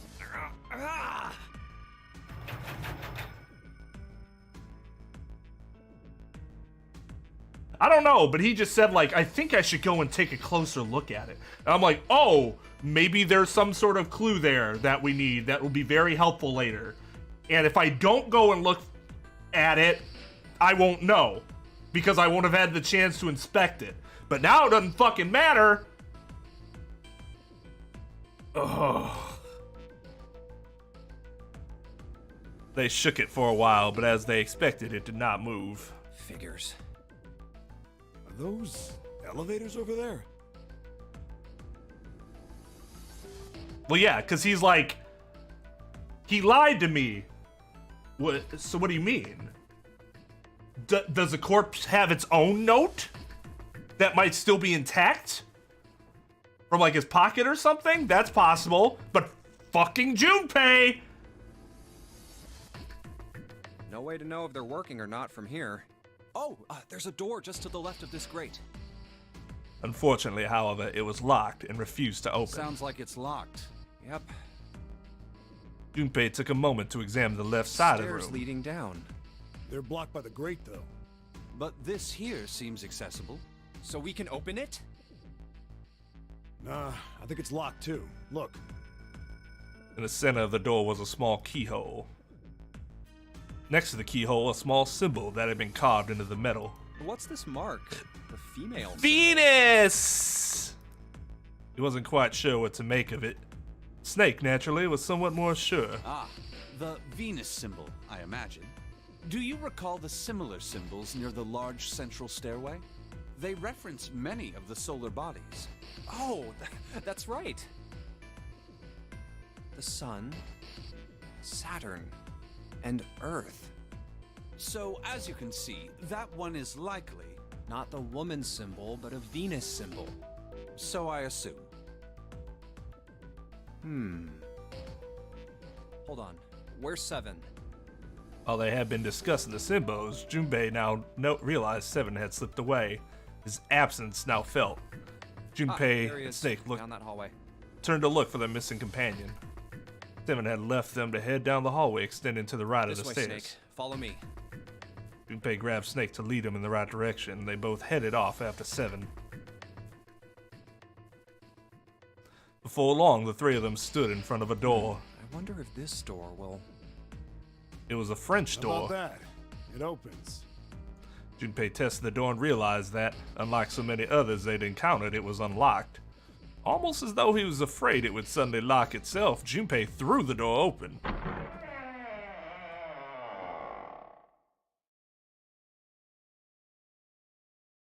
He stepped inside. Ayy! Oh, wow. My favorite room. It took only a moment for Junpei to take in his new surroundings. Is this some kind of casino? Sure looks like one.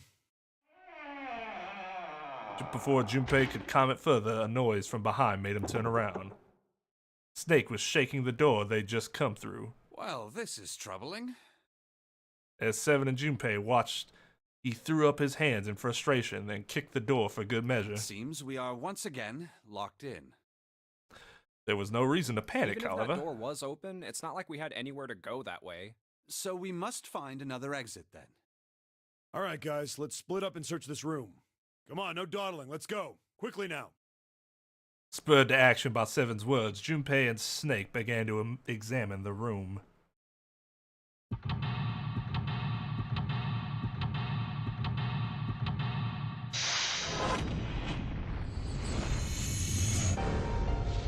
Boom. What would he be charged with? 9 counts of kidnapping. False imprisonment.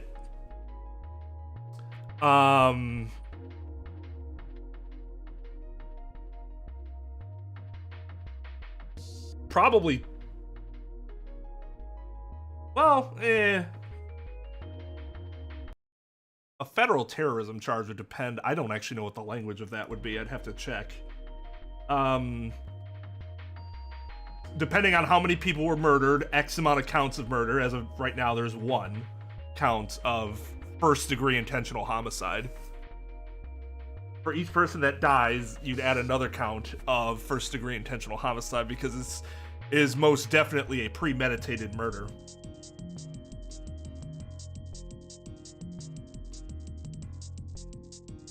Oh, it definitely counts as murder. He's the one that set everything up.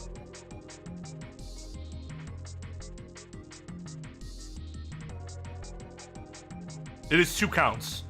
1 count for each person. Yes. Right. I'm trying to think of what the if there's a separate crime for making them swallow the bombs. I can't. I'm having trouble thinking of what it would be off the top of my head. Some sort of coercion. But it's not even coercion because they were knocked out.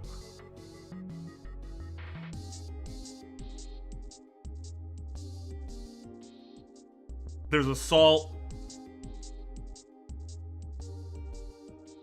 Aggravated assault.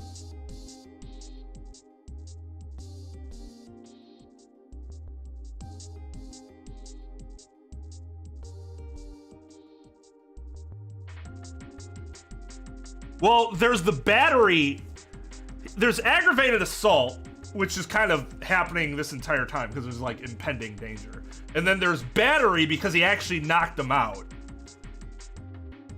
So each one of them were battered separately.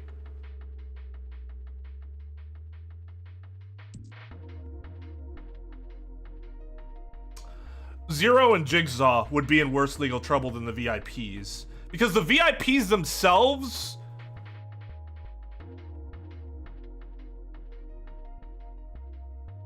Like, let's put it this way. If you bought a snuff film, for those that don't know what snuff film is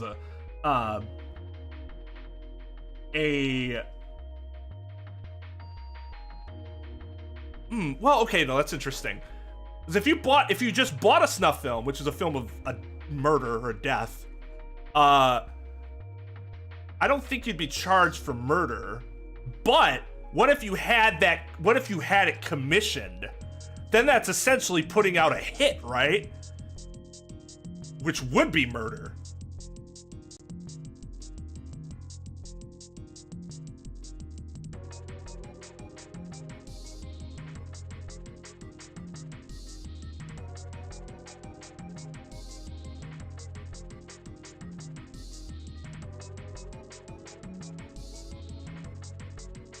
The question is whether they would also be charged with first-degree intentional homicide. I'm not sure they would. I'm not 100% sure on that, to be completely honest. Jigsaw and Zero would. So they are a little more cut and dry.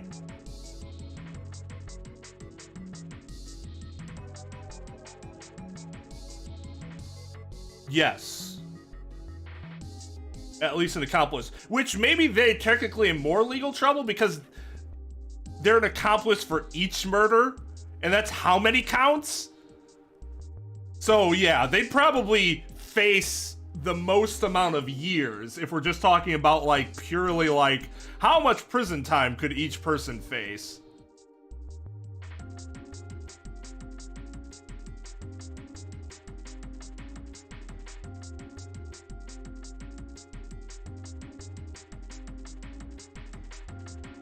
I didn't think the money was from the VIPs. I thought the VIPs were basically there to just bet against each other as their form of like sick gambling. Maybe I missed part of that though.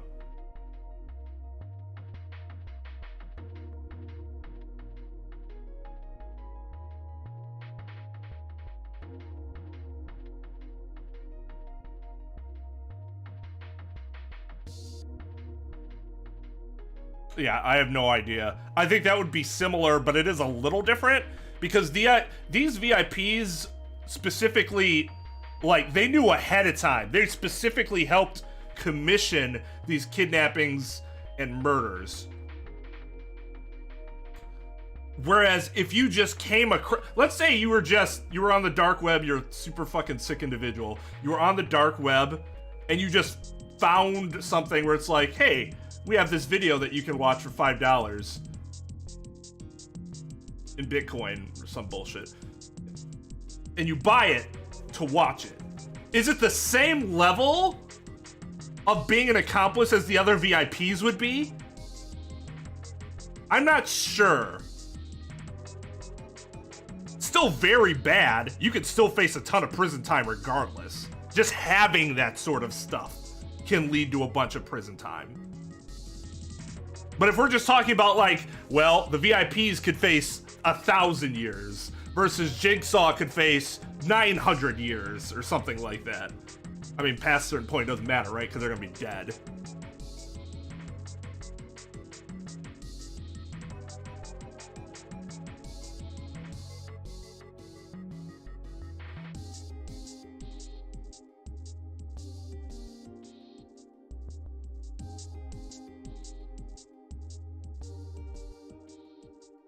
Yeah.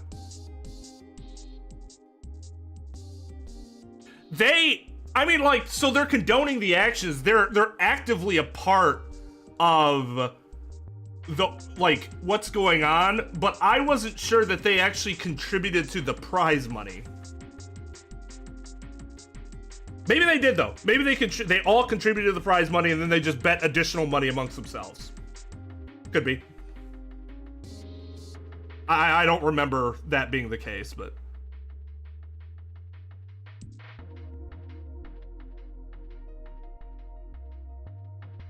That's it. It's an interesting legal exercise. A lot of this stuff I don't know because this is stuff that, like, I never have had any experience like researching this sort of like mass criminal, you know, situation.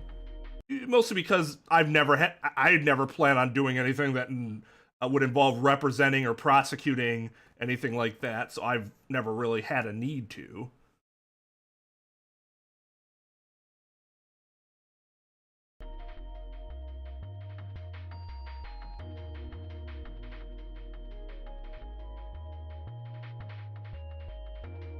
But yeah.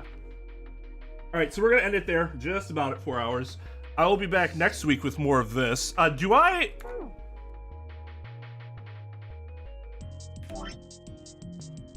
Save.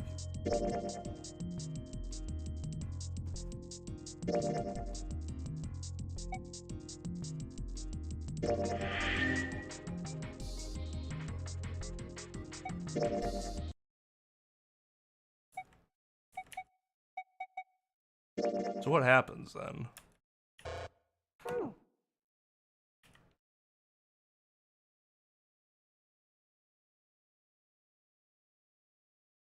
Oh, it's a, if there's any meme when it comes to lawyers, it depends would be the biggest meme, because that's almost always the answer.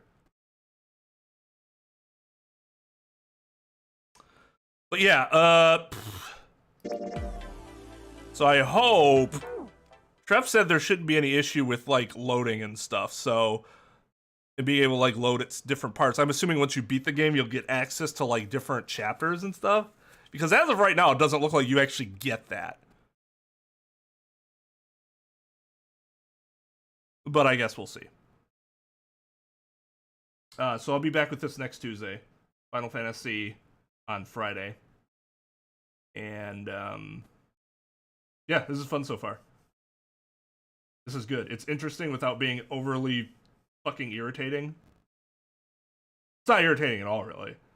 Once you get the hang of it, it's really quite fun. The only issue is they talk so much. And I know part of it is because that's like a lot of the information's pertinent, but like I kind of just want to go around and figure it out.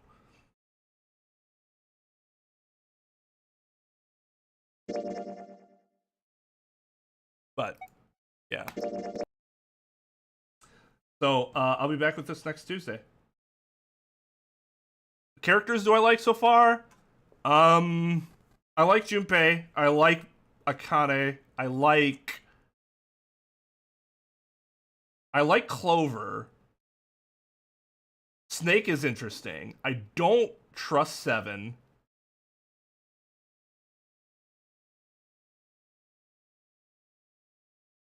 Santa's the kind of asshole I'd like to punch in the face in real life.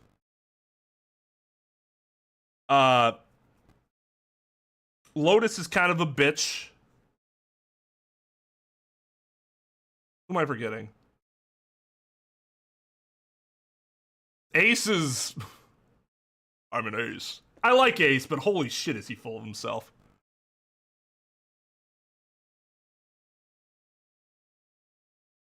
But yeah, so...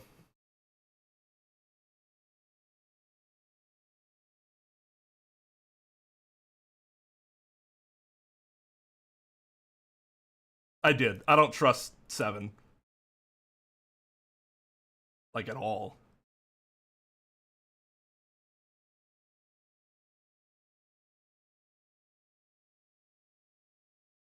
Right now, he's just a big dude that, like, has secrets. Which, like, I don't... He's not overly interesting other than I don't trust him. 0 seems interesting.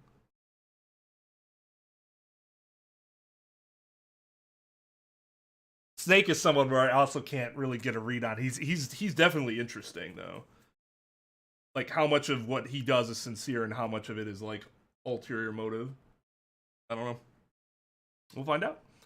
All right, everyone. Thank you so much for watching. Thank you to Gamers Haven for the raid earlier. Much appreciated. Thank you to Keith for the donos. Thank you to CJ for the dono. And thank you to Daydreamer for becoming the newest member of the student body.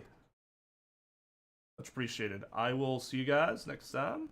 Till then, peace out.